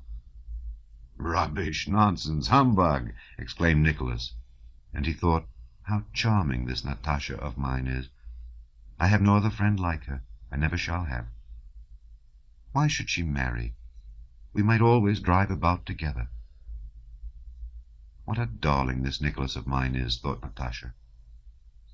"Ah, there are still lights in the drawing-room," she said, pointing to the windows of the house, that gleamed invitingly in the moist, velvety darkness of the night. Chapter 8. Count Ilya Rostov had resigned the position of Marshal of the Nobility because it involved him in too much expense. But still his affairs did not improve. Natasha and Nicholas often noticed their parents conferring together anxiously and privately, and heard suggestions of selling the fine ancestral Rostov house and estate near Moscow. It was not necessary to entertain so freely as when the Count had been Marshal, and life at Otradnoye was quieter than in former years, but still the enormous house and its lodges were full of people, and more than 20 sat down to table every day. These were all their own people who had settled down in the house almost as members of the family, or persons who were, it seemed, obliged to live in the Count's house. Such were Dimmler the musician and his wife, Vogel the dancing master and his family, Byelova, an old maiden lady, an inmate of the house, and many others, such as Petya's tutors, the girl's former governess, and other people who simply found it preferable and more advantageous to live in the Count's house than at home. They had not as many visitors as before, but the old habits of life, without which the Count and Countess could not conceive of existence, remained unchanged. There was still the hunting establishment, which Nicholas had even enlarged, the same 50 horses and 15 grooms in the stables, the same expensive presents and dinner parties to the whole district on name days. There were still the Count's games of whist and Boston, at which, spreading out his cards so that everybody could see them, he let himself be plundered of hundreds of roubles every day by his neighbors, who looked upon an opportunity to play a rubber with Count Rostov as a most profitable source of income. The Count moved in his affairs as in a huge net, trying not to believe that he was entangled, but becoming more and more so at every step, and feeling too feeble to break the meshes or to set to work carefully and patiently to disentangle them. The Countess, with her loving heart, felt that her children were being ruined, that it was not the Count's fault, for he could not help being what he was, that, though he tried to hide it, he himself suffered from the consciousness of his own and his children's ruin, and she tried to find means of remedying the position. From her feminine point of view, she could see only one solution, namely, for Nicholas to marry a rich heiress. She felt this to be their last hope, and that if Nicholas refused the match she had found for him, she would have to abandon the hope of ever getting matters right. This match was with Julie Karagina, the daughter of excellent and virtuous parents, a girl the Rostovs had known from childhood, and who had now become a wealthy heiress through the death of the last of her brothers. The Countess had written direct to Julie's mother in Moscow, suggesting a marriage between their children, and had received a favorable answer from her. Karagina had replied that for her part she was agreeable, and everything would depend on her daughter's inclination. She invited Nicholas to come to Moscow. Several times the Countess, with tears in her eyes, told her son that, now both her daughters were settled, her only wish was to see him married. She said she could lie down in her grave peacefully if that were accomplished. Then she told him that she knew of a splendid girl, and tried to discover what he thought about marriage.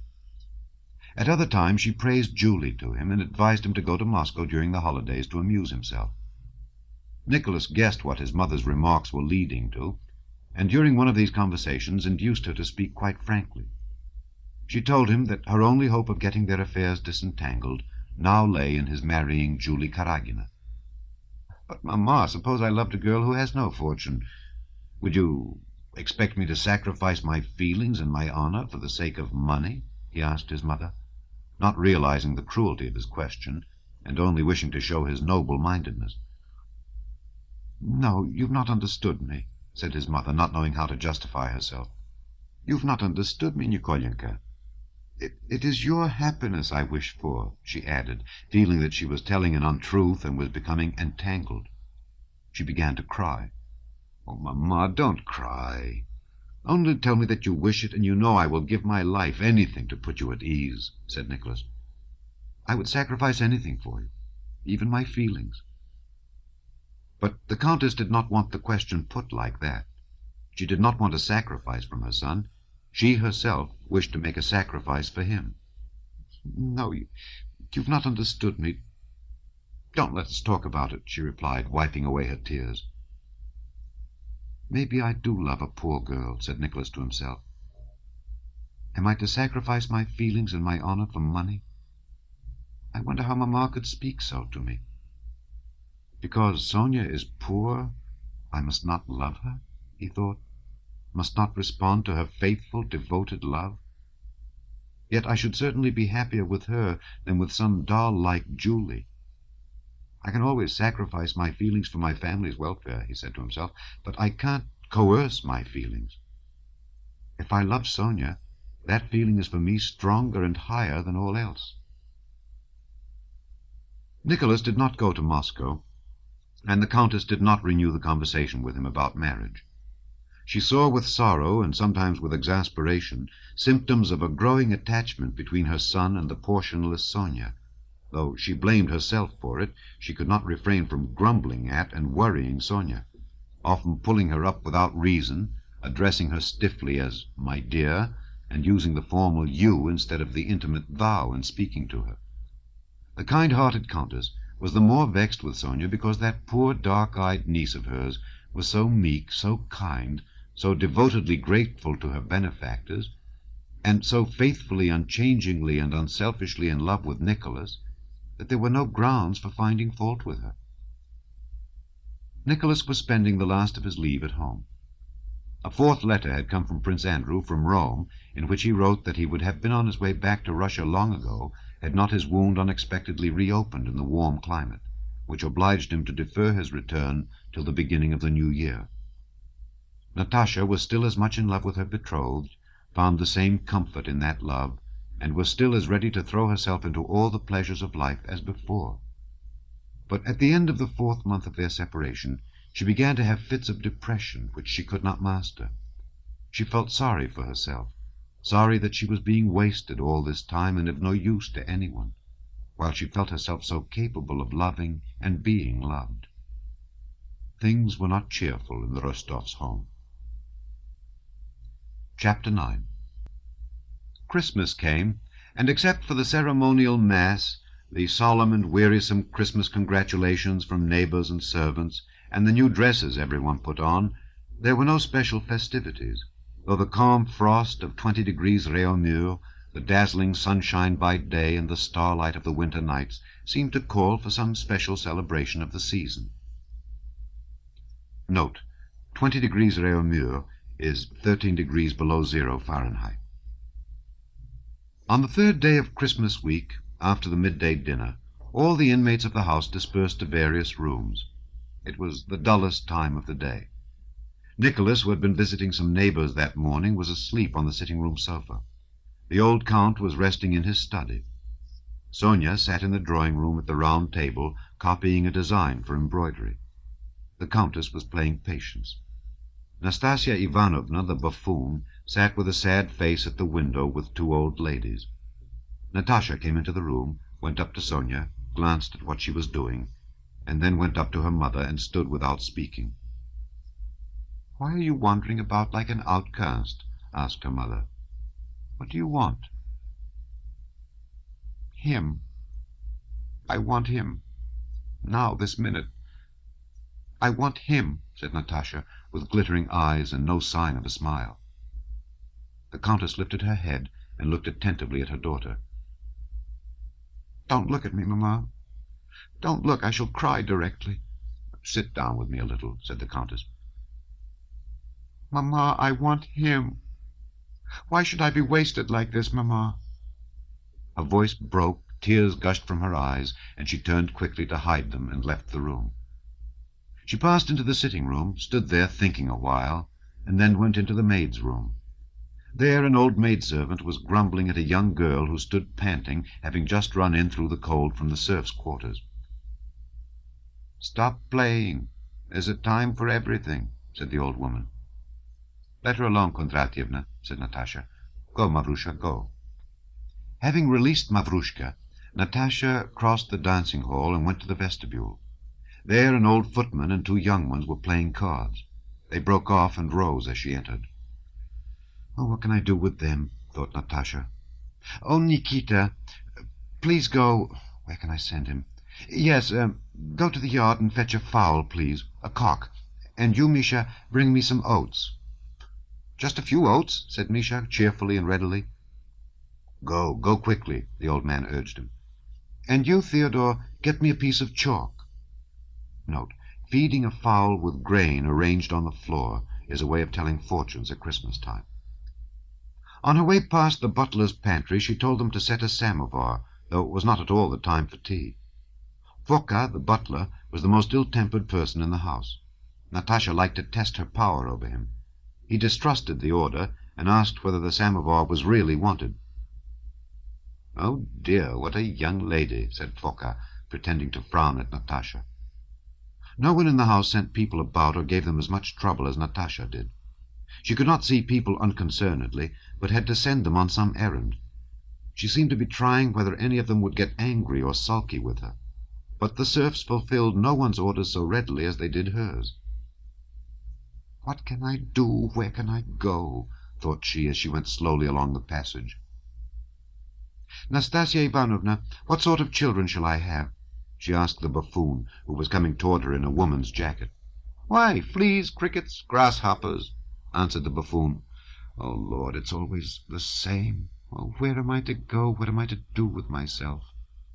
And tapping with her heels, she ran quickly upstairs to see Vogel and his wife, who lived on the upper story. Two governesses were sitting with the Vogels at a table on which were plates of raisins, walnuts, and almonds. The governesses were discussing whether it was cheaper to live in Moscow or Odessa. Natasha sat down, listened to their talk with a serious and thoughtful air, and then got up again. "The island of Madagascar," she said. "Madagascar," she repeated, articulating each syllable distinctly, and not replying to Madame Schoss, who asked her what she was saying, she went out of the room. Her brother Petya was upstairs too. With the man in attendance on him, he was preparing fireworks to let off that night. "Petya, Petya," she called to him, "carry me downstairs." Petya ran up and offered her his back. She jumped on it, putting her arms round his neck, and he pranced along with her. "No, don't." "The island of Madagascar," she said, and jumping off his back, she went downstairs.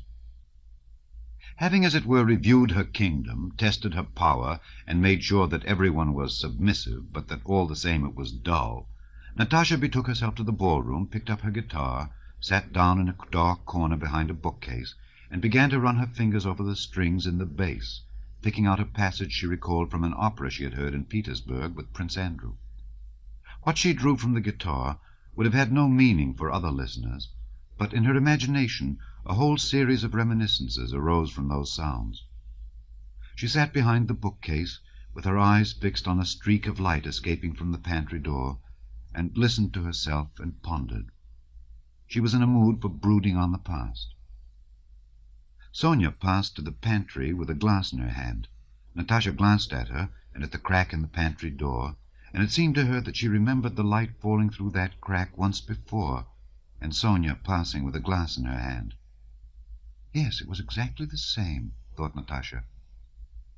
"Sonia, what is this?" she cried, twanging a thick string. "Oh, you are there," said Sonia with a start, and came near and listened.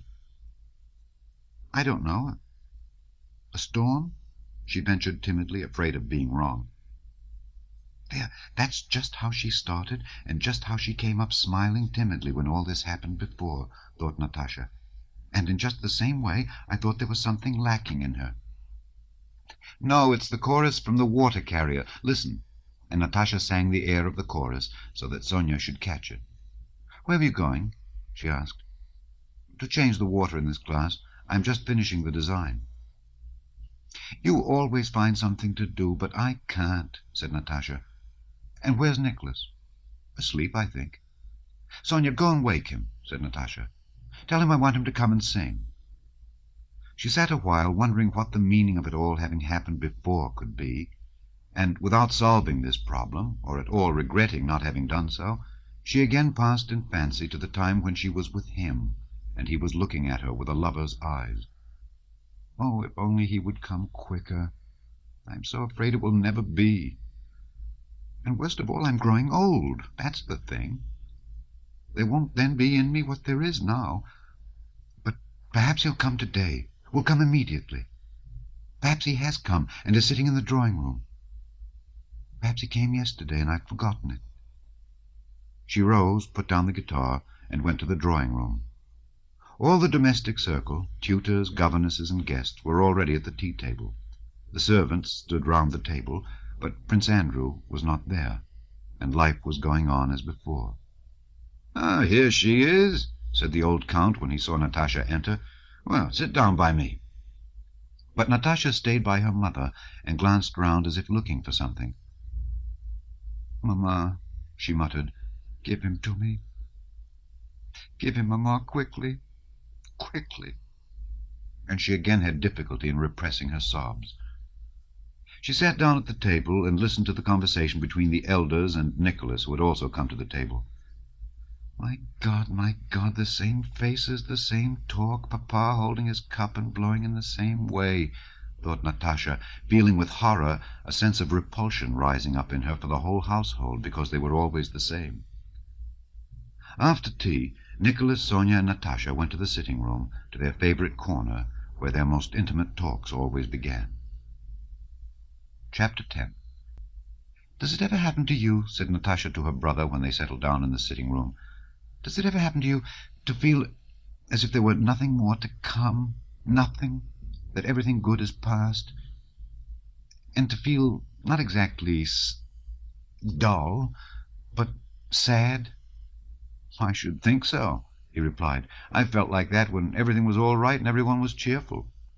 The thought has come into my mind that I was already tired of it all, and that we must all die. Once in the regiment, I had not gone to some merry-making where there was music, and suddenly I felt so depressed." "Oh, yes, I know," Natasha interrupted him. "When I was quite little, that used to be so with me. Do you remember when I was punished once about some plums? You were all dancing, and I sat sobbing in the schoolroom. I shall never forget it. I felt sad and sorry for everyone, for myself and for everyone. And I was innocent. That was the chief thing," said Natasha. "Do you remember?" "I remember," answered Nicholas. "I remember that I came to you afterwards and wanted to comfort you, but, you know, I felt ashamed, too. We were terribly absurd. I had a funny doll then and wanted to give it to you. Do you remember?" "And do you remember," Natasha asked with a pensive smile, "how once, long, long ago, when we were quite little, Uncle called us into the study, that was in the old house, and it was dark. We went in, and suddenly there stood—" "A Negro!" chimed in Nicholas with a smile of delight. "Of course, I remember. Even now I don't know whether there really was a Negro, if we only dreamed it or were told about it. He was grey, you remember, and had white teeth, and stood and looked at us." "Sonia, do you remember?" asked Nicholas. Yes, I do remember something too," Sonia answered timidly. "You know, I've asked Papa and Mamma about that Negro," said Natasha, "and they say there was no Negro at all. But you see, you remember." "Of course I do. I remember his teeth as if I'd just seen them."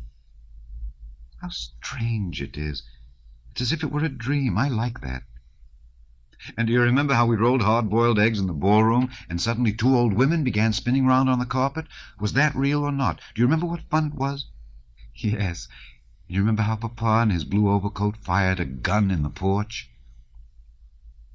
So they went through their memories, smiling with pleasure. Not the sad memories of old age, but poetic, youthful ones.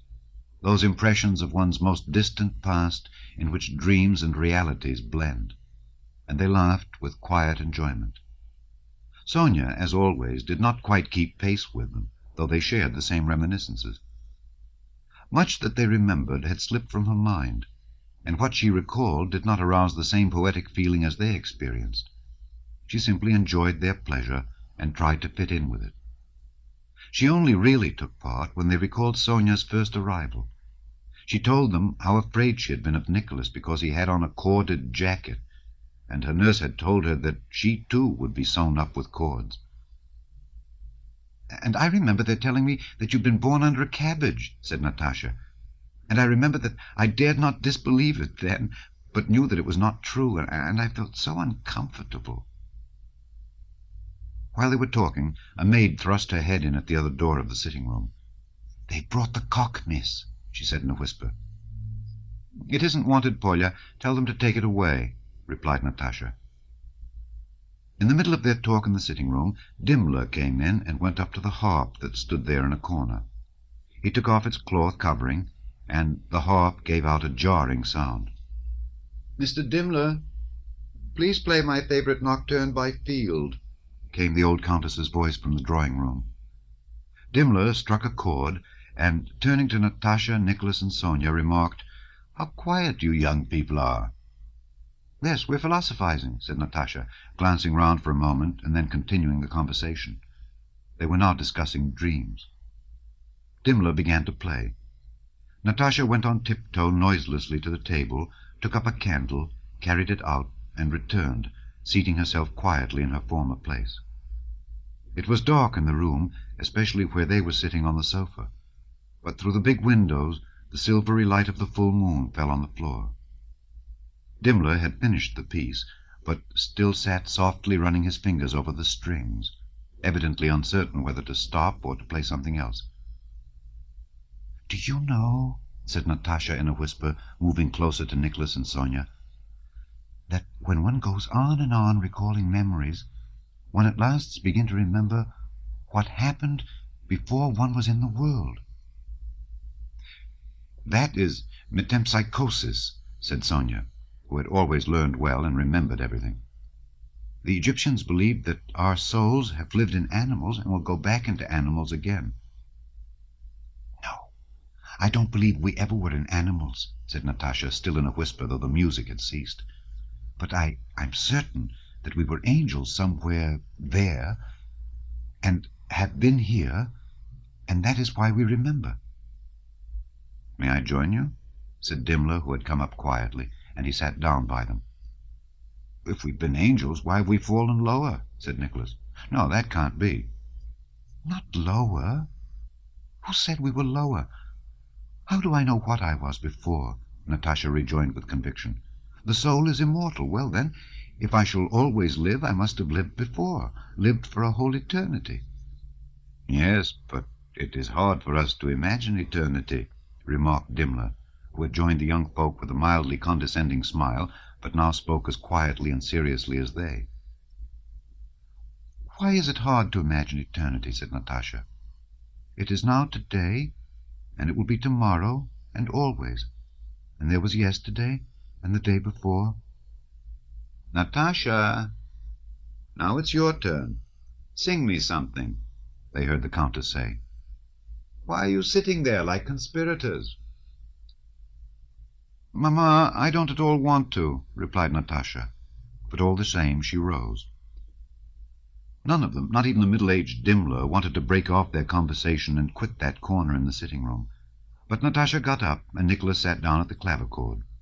Standing as usual in the middle of the hall, and choosing the place where the resonance was best, Natasha began to sing her mother's favourite song. She had said she did not want to sing, but it was long since she had sung, and long before she again sang, as she did that evening. The Count, from his study where he was talking to Mityenka, heard her, and like a schoolboy in a hurry to run out to play, blundered in his talk while giving orders to the steward, and at last stopped, while Mityenka stood in front of him also, listening and smiling. Nicholas did not take his eyes off his sister, and drew breath in time with her. Sonia, as she listened, thought of the immense difference there was between herself and her friend, and how impossible it was for her to be anything like as bewitching as her cousin.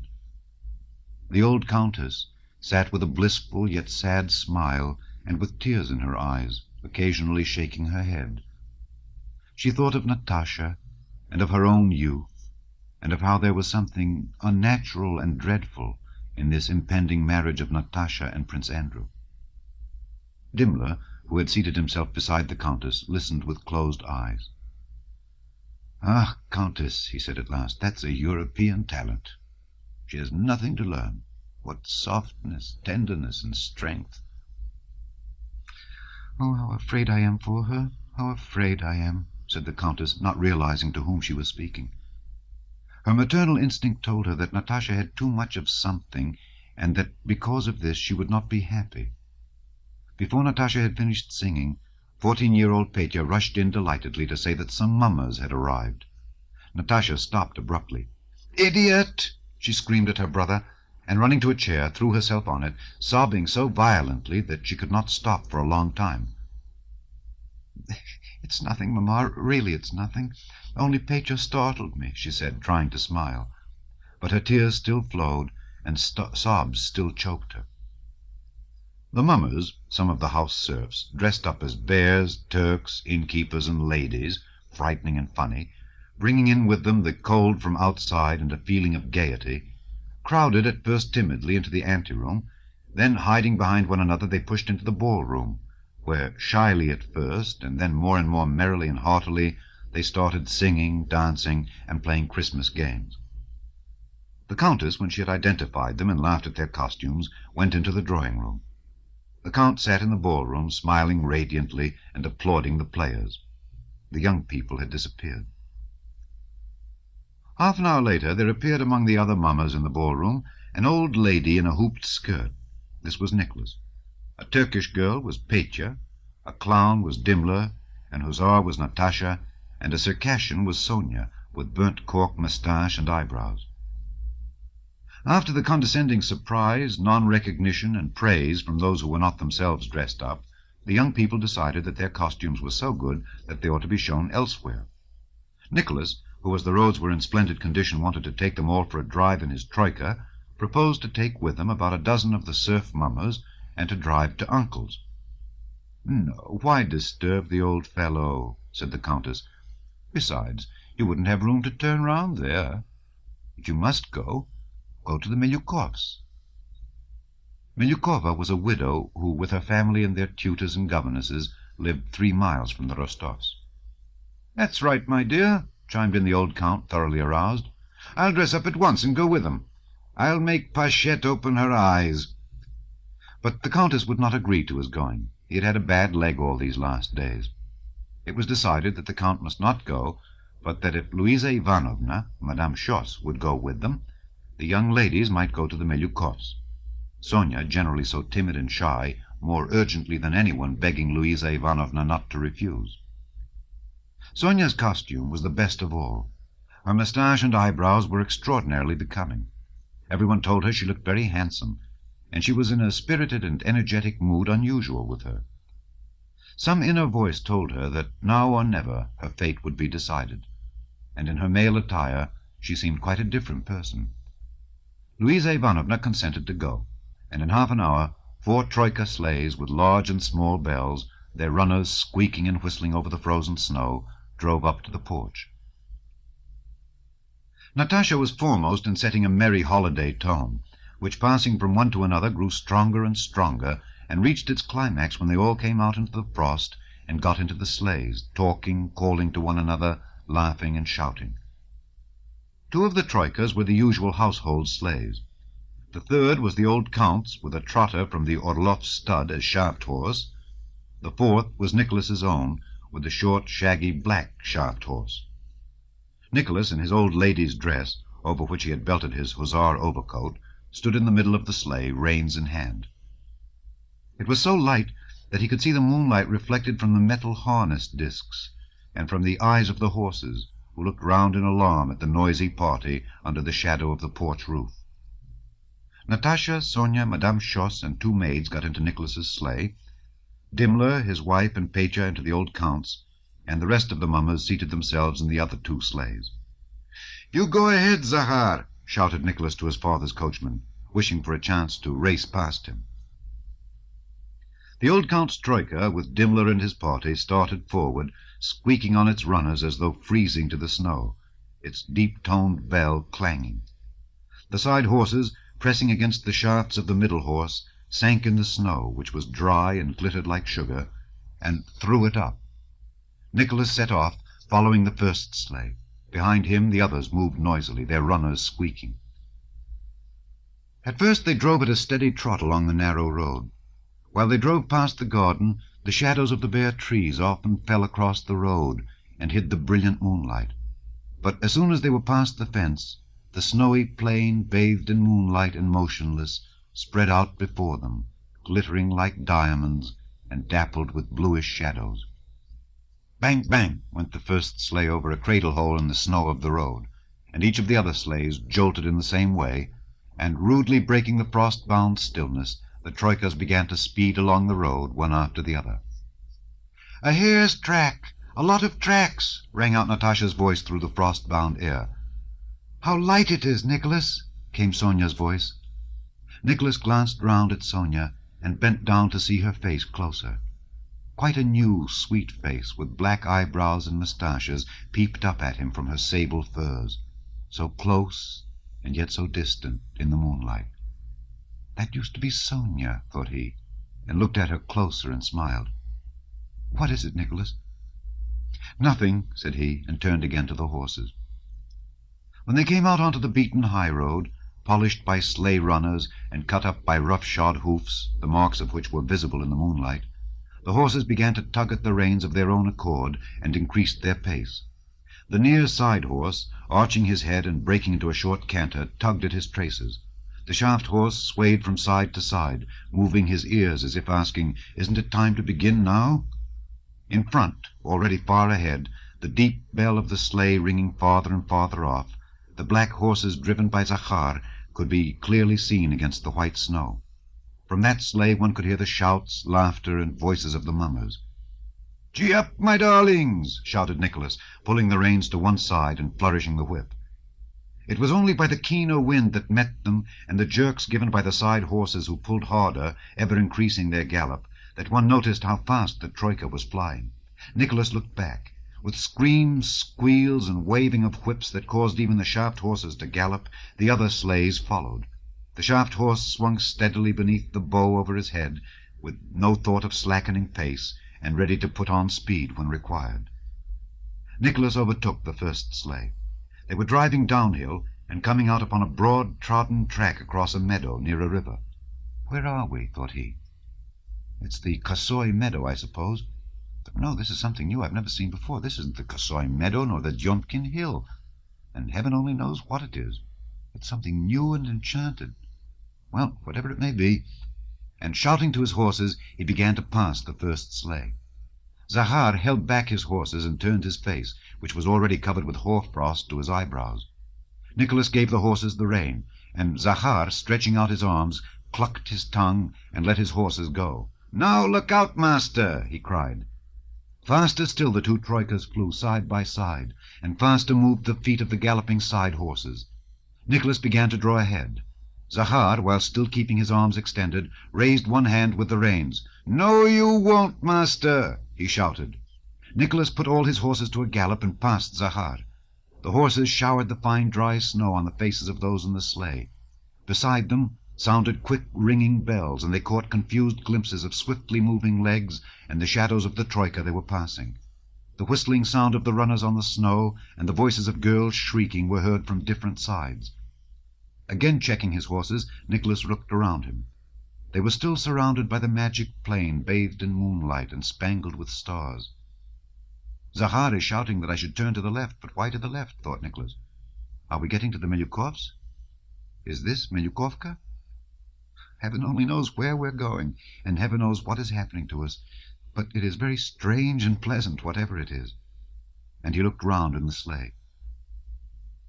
"Look, his moustache and eyelashes are all white," said one of the strange, pretty, unfamiliar people, the one with fine eyebrows and moustache.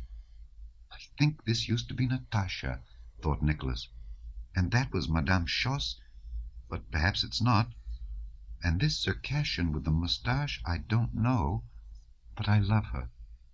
Aren't you cold?" he asked. They did not answer, but began to laugh.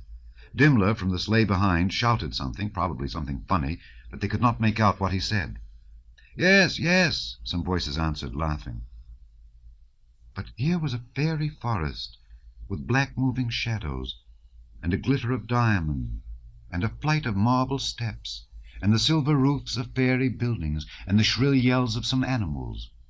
And if this is really Milyukovka, it is still stranger that we drove heaven knows where and have come to Milyukovka, thought Nicholas. It really was Milyukovka, and maids and footmen with merry faces came running out to the porch carrying candles. "Who is it?" asked someone in the porch. "The mummers from the Count's, I know by the horses," replied some voices. Chapter 11. Pelageya Danilovna Melyukova, a broadly built, energetic woman wearing spectacles, sat in the drawing-room in a loose dress, surrounded by her daughters, whom she was trying to keep from feeling dull. They were quietly dropping melted wax into snow and looking at the shadows the wax figures would throw on the wall when they heard the steps and voices of new arrivals in the vestibule. Hussars, ladies, witches, clowns, and bears, after clearing their throats and wiping the hoar-frost from their faces in the vestibule, came into the ballroom where candles were hurriedly lighted. The clown, Dimmler, and the lady, Nicholas, started a dance. Surrounded by the screaming children, the mummers, covering their faces and disguising their voices, bowed to their hostess and arranged themselves about the room. "Dear me, there's no recognizing them. And Natasha, see whom she looks like. She really reminds me of somebody. But Herr Dimmler, isn't he good? I didn't know him. And how he dances. Dear me, there's a Circassian. Really, how becoming it is to dear Sonia. And who is that? Well, you have cheered us up. Nikita and Vanya, clear away the tables. And we were sitting so quietly. The hussar, just like a boy. And the legs. I can't look at him," different voices were saying. Natasha, the young Melyukov's favorite, disappeared with them into the back rooms, where a cork and various dressing gowns and male garments were called for and received from the footman by bare, girlish hands from behind the door. 10 minutes later, all the young Melyukovs joined the mummers. Pelageya Danilovna, having given orders to clear the rooms for the visitors and arranged about refreshments for the gentry and the serfs, went about among the mummers without removing her spectacles, peering into their faces with a suppressed smile, and failing to recognize any of them. It was not merely Dimmler and the Rostovs she failed to recognize. She did not even recognize her own daughters, or her late husband's dressing gowns and uniforms which they had put on. "And who is this?" she asked her governess, peering into the face of her own daughter dressed up as a Kazan Tartar. "I suppose it is one of the Rostovs. Well, Mr. Hussar, and what regiment do you serve in?" she asked Natasha. "Here, hand some fruit jelly to the Turk," she ordered the butler who was handing things round. "That's not forbidden by his law." Sometimes, as she looked at the strange but amusing capers cut by the dancers, who, having decided once for all that being disguised no one would recognize them, were not at all shy, Pelageya Danilovna hid her face in her handkerchief, and her whole stout body shook with irrepressible, kindly, elderly laughter. "My little Sasha! Look at Sasha!" she said. After Russian country dances and chorus dances, Pelageya Danilovna made the serfs and gentry join in one large circle. A ring, a string, and a silver rouble were fetched, and they all played games together. In an hour all the costumes were crumpled and disordered.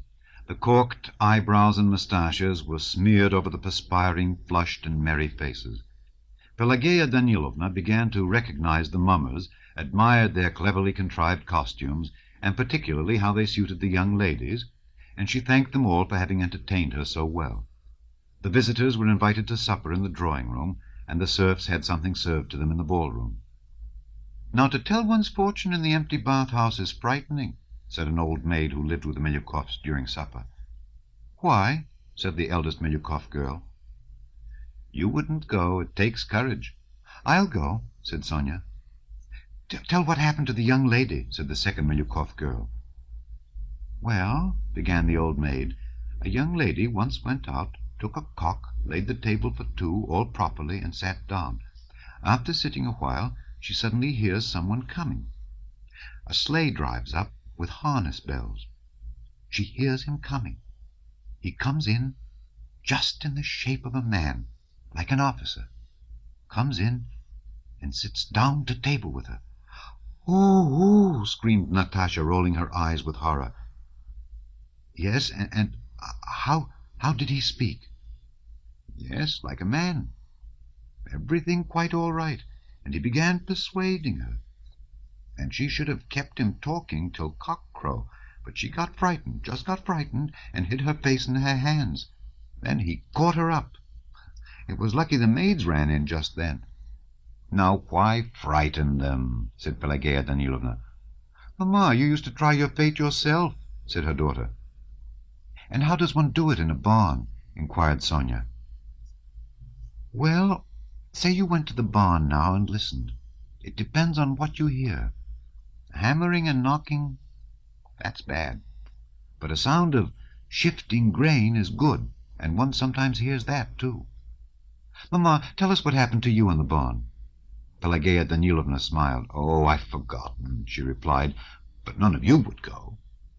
Yes, I will. Pelageya Danilovna, let me, I'll go, said Sonia. Well, why not, if you're not afraid? Louisa Ivanovna, may I? Asked Sonia. Whether they were playing the ring and string game, or the rouble game, or talking as now, Nicholas did not leave Sonia's side, and gazed at her with quite new eyes. It seemed to him that it was only today, thanks to that burnt cork moustache, that he had fully learned to know her. And really that evening Sonia was brighter, more animated, and prettier than Nicholas had ever seen her before. So that's what she's like. What a fool I've been, he thought, gazing at her sparkling eyes, and under the moustache a happy, rapturous smile dimpled her cheeks, a smile he had never seen before. I'm not afraid of anything, said Sonia. May I go at once? She got up. They told her where the barn was, and how she should stand and listen, and they handed her a fur cloak. She threw this over her head and shoulders, and glanced at Nicholas. What a darling that girl is, thought he, and what have I been thinking of till now? Sonia went out into the passage to go to the barn. Nicholas went hastily to the front porch, saying he felt too hot. The crowd of people really had made the house stuffy. Outside there was the same cold stillness and the same moon, but even brighter than before. The light was so strong and the snow sparkled with so many stars that one did not wish to look up at the sky, and the real stars were unnoticed. The sky was black and dreary, while the earth was gay. I am a fool, a fool. What have I been waiting for? Thought Nicholas. And running out from the porch, he went round the corner of the house and along the path that led to the back porch. He knew Sonia would pass that way. Halfway lay some snow-covered piles of firewood, and across and along them a network of shadows from the bare old lime trees fell on the snow and on the path. This path led to the barn. The log walls of the barn and its snow-covered roof, that looked as if hewn out of some precious stone, sparkled in the moonlight. A tree in the garden snapped with the frost, and then all was again perfectly silent. His bosom seemed to inhale not air, but the strength of eternal youth and gladness. From the back porch came the sound of feet descending the steps. The bottom step upon which snow had fallen gave a ringing creak, and he heard the voice of an old maidservant saying, "Straight, straight along the path, miss. Only don't look back." "I'm not afraid," answered Sonia's voice, and along the path toward Nicholas came the crunching, whistling sound of Sonia's feet in her thin shoes. Sonia came along wrapped in her cloak. She was only a couple of paces away when she saw him, and to her, too, he was not the Nicholas she had known and always slightly feared. He was in a woman's dress, with tousled hair, and a happy smile new to Sonia. She ran rapidly toward him. Quite different, and yet the same, thought Nicholas, looking at her face all lit up by the moonlight. He slipped his arms under the cloak that covered her head, embraced her, pressed her to him, and kissed her on the lips that wore a moustache and had a smell of burnt cork. Sonia kissed him full on the lips, and disengaging her little hands, pressed them to his cheeks. "Sonia, Nicholas," was all they said. They ran to the barn, and then back again, re-entering, he by the front and she by the back porch. Chapter 12. When they all drove back from Pelageya Danilovna's, Natasha, who always saw and noticed everything, arranged that she and Madame Schoss should go back in the sleigh with Dimmler, and Sonia with Nicholas and the maids. On the way back, Nicholas drove at a steady pace instead of racing, and kept peering by that fantastic, all-transforming light into Sonia's face, and searching beneath the eyebrows and moustache for his former and his present Sonia, from whom he had resolved never to be parted again.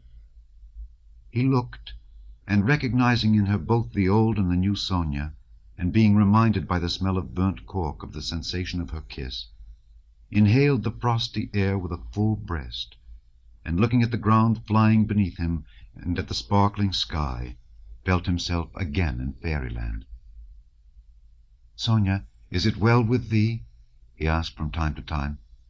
"Yes," she replied, "and with thee?" When halfway home, Nicholas handed the reins to the coachman and ran for a moment to Natasha's sleigh and stood on its wing. "Natasha," he whispered in French, "do you know I've made up my mind about Sonia?" "Have you told her?" asked Natasha, suddenly beaming all over with joy. "Oh, how strange you are with that moustache and those eyebrows. Natasha, are you glad?" "I'm so glad, so glad. I was beginning to be vexed with you. I did not tell you, but you've been treating her badly. What a heart she has, Nicholas. I'm horrid sometimes, but I was ashamed to be happy while Sonia was not," continued Natasha. "Now I'm so glad. Well, run back to her." "No, wait a bit. Oh, how funny you look!" cried Nicholas, peering into her face, and finding in his sister, too, something new, unusual, and bewitchingly tender that he had not seen in her before. "Natasha, it's magical, isn't it?" "Yes," she replied. "You've done splendidly." "Had I seen her before as she is now," thought Nicholas, "I should long ago have asked her what to do and have done whatever she told me, and all would have been well." "So you're glad? And I've done right?" "Oh, quite right. I had a quarrel with Mamma some time ago about it. Mamma said she was angling for you. How could she say such a thing? I nearly stormed at Mamma. I will never let anyone say anything bad of Sonia, for there is nothing but good in her." "Then it's all right?" said Nicholas, again scrutinizing the expression of his sister's face to see if she was in earnest. Then he jumped down, and his boots scrunching the snow, ran back to his sleigh. The same happy, smiling Circassian, with moustache and beaming eyes, looking up from under a sable hood, was still sitting there.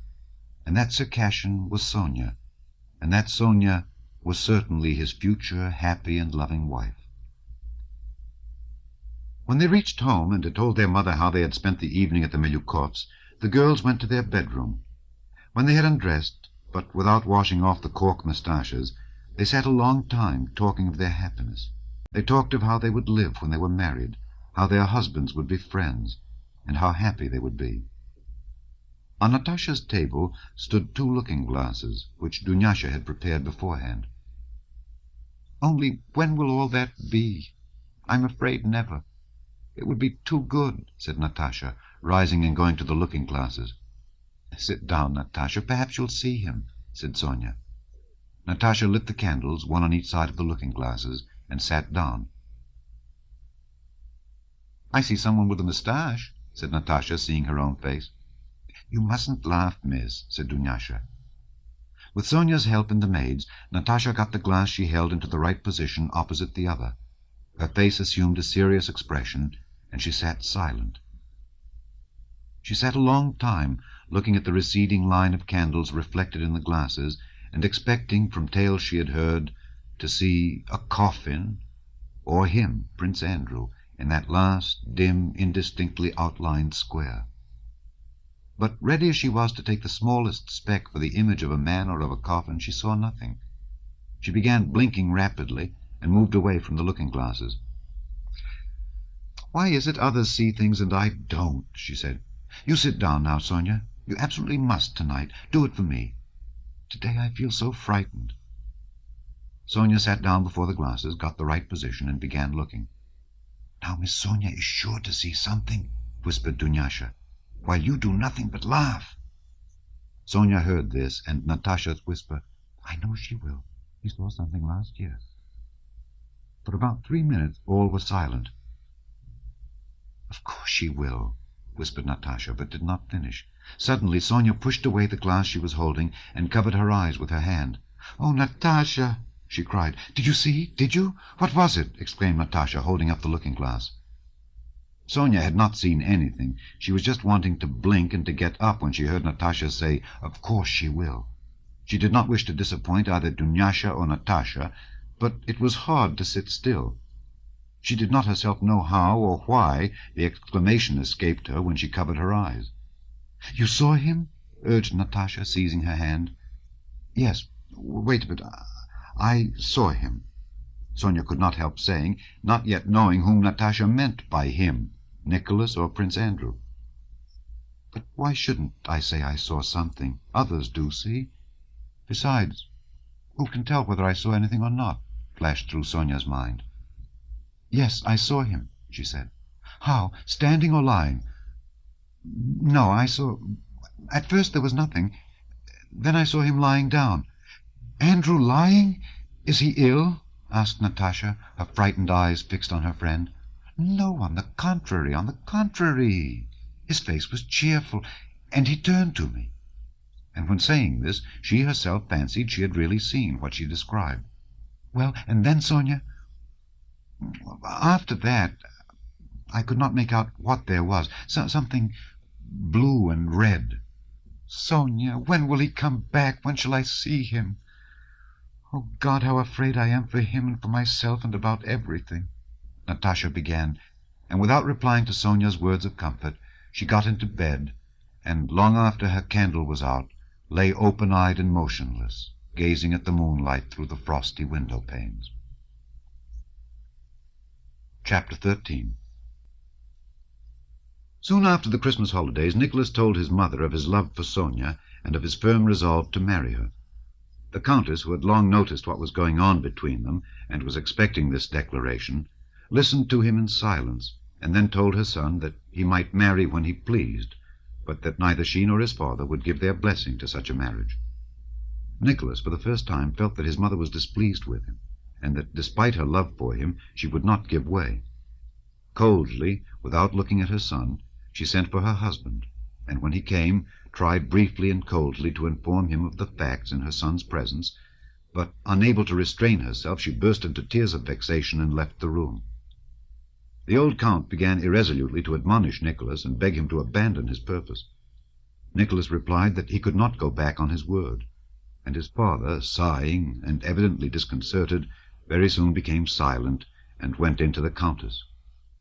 In all his encounters with his son, the Count was always conscious of his own guilt toward him for having wasted the family fortune, and so he could not be angry with him for refusing to marry an heiress and choosing the dowerless Sonia.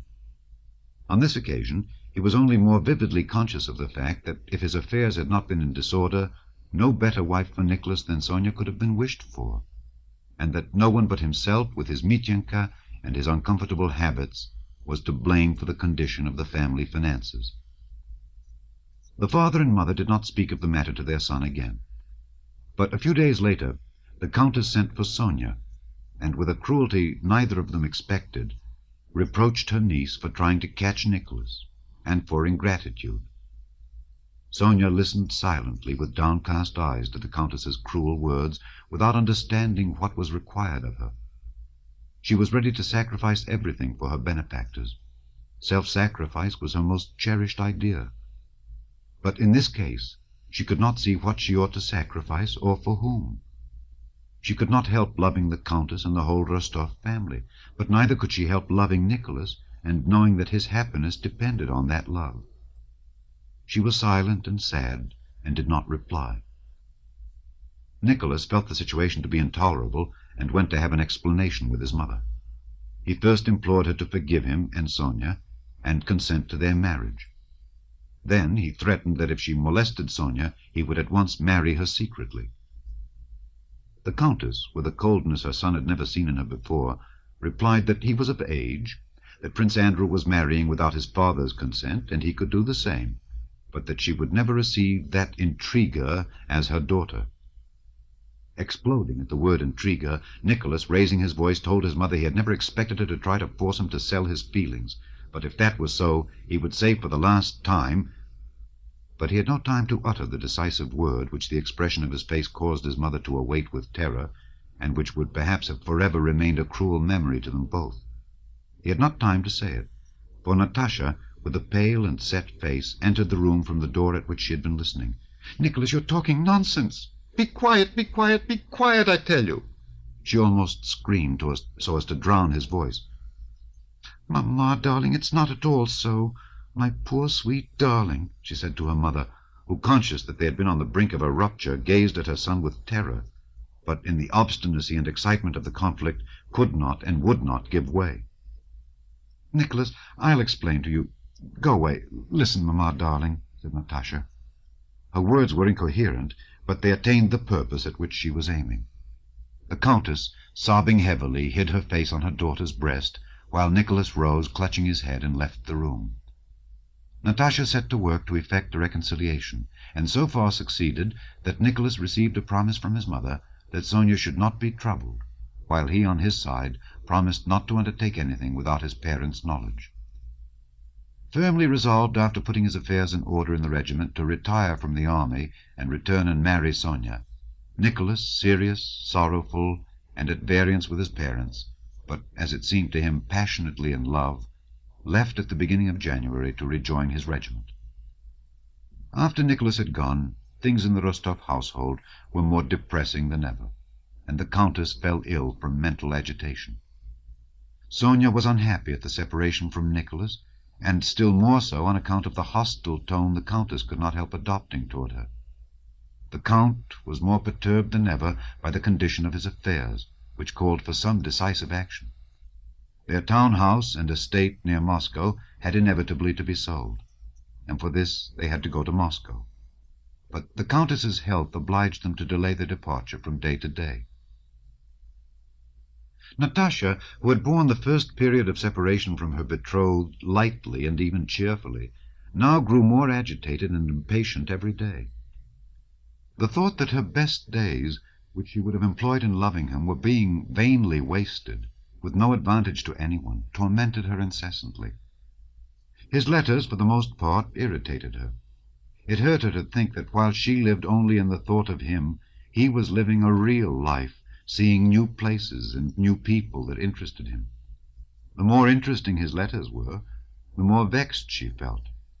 Her letters to him, far from giving her any comfort, seemed to her a wearisome and artificial obligation. She could not write, because she could not conceive the possibility of expressing sincerely in a letter even 1,000th part of what she expressed by voice, smile, and glance. She wrote to him formal, monotonous, and dry letters, to which she attached no importance herself, and in the rough copies of which the Countess corrected her mistakes in spelling.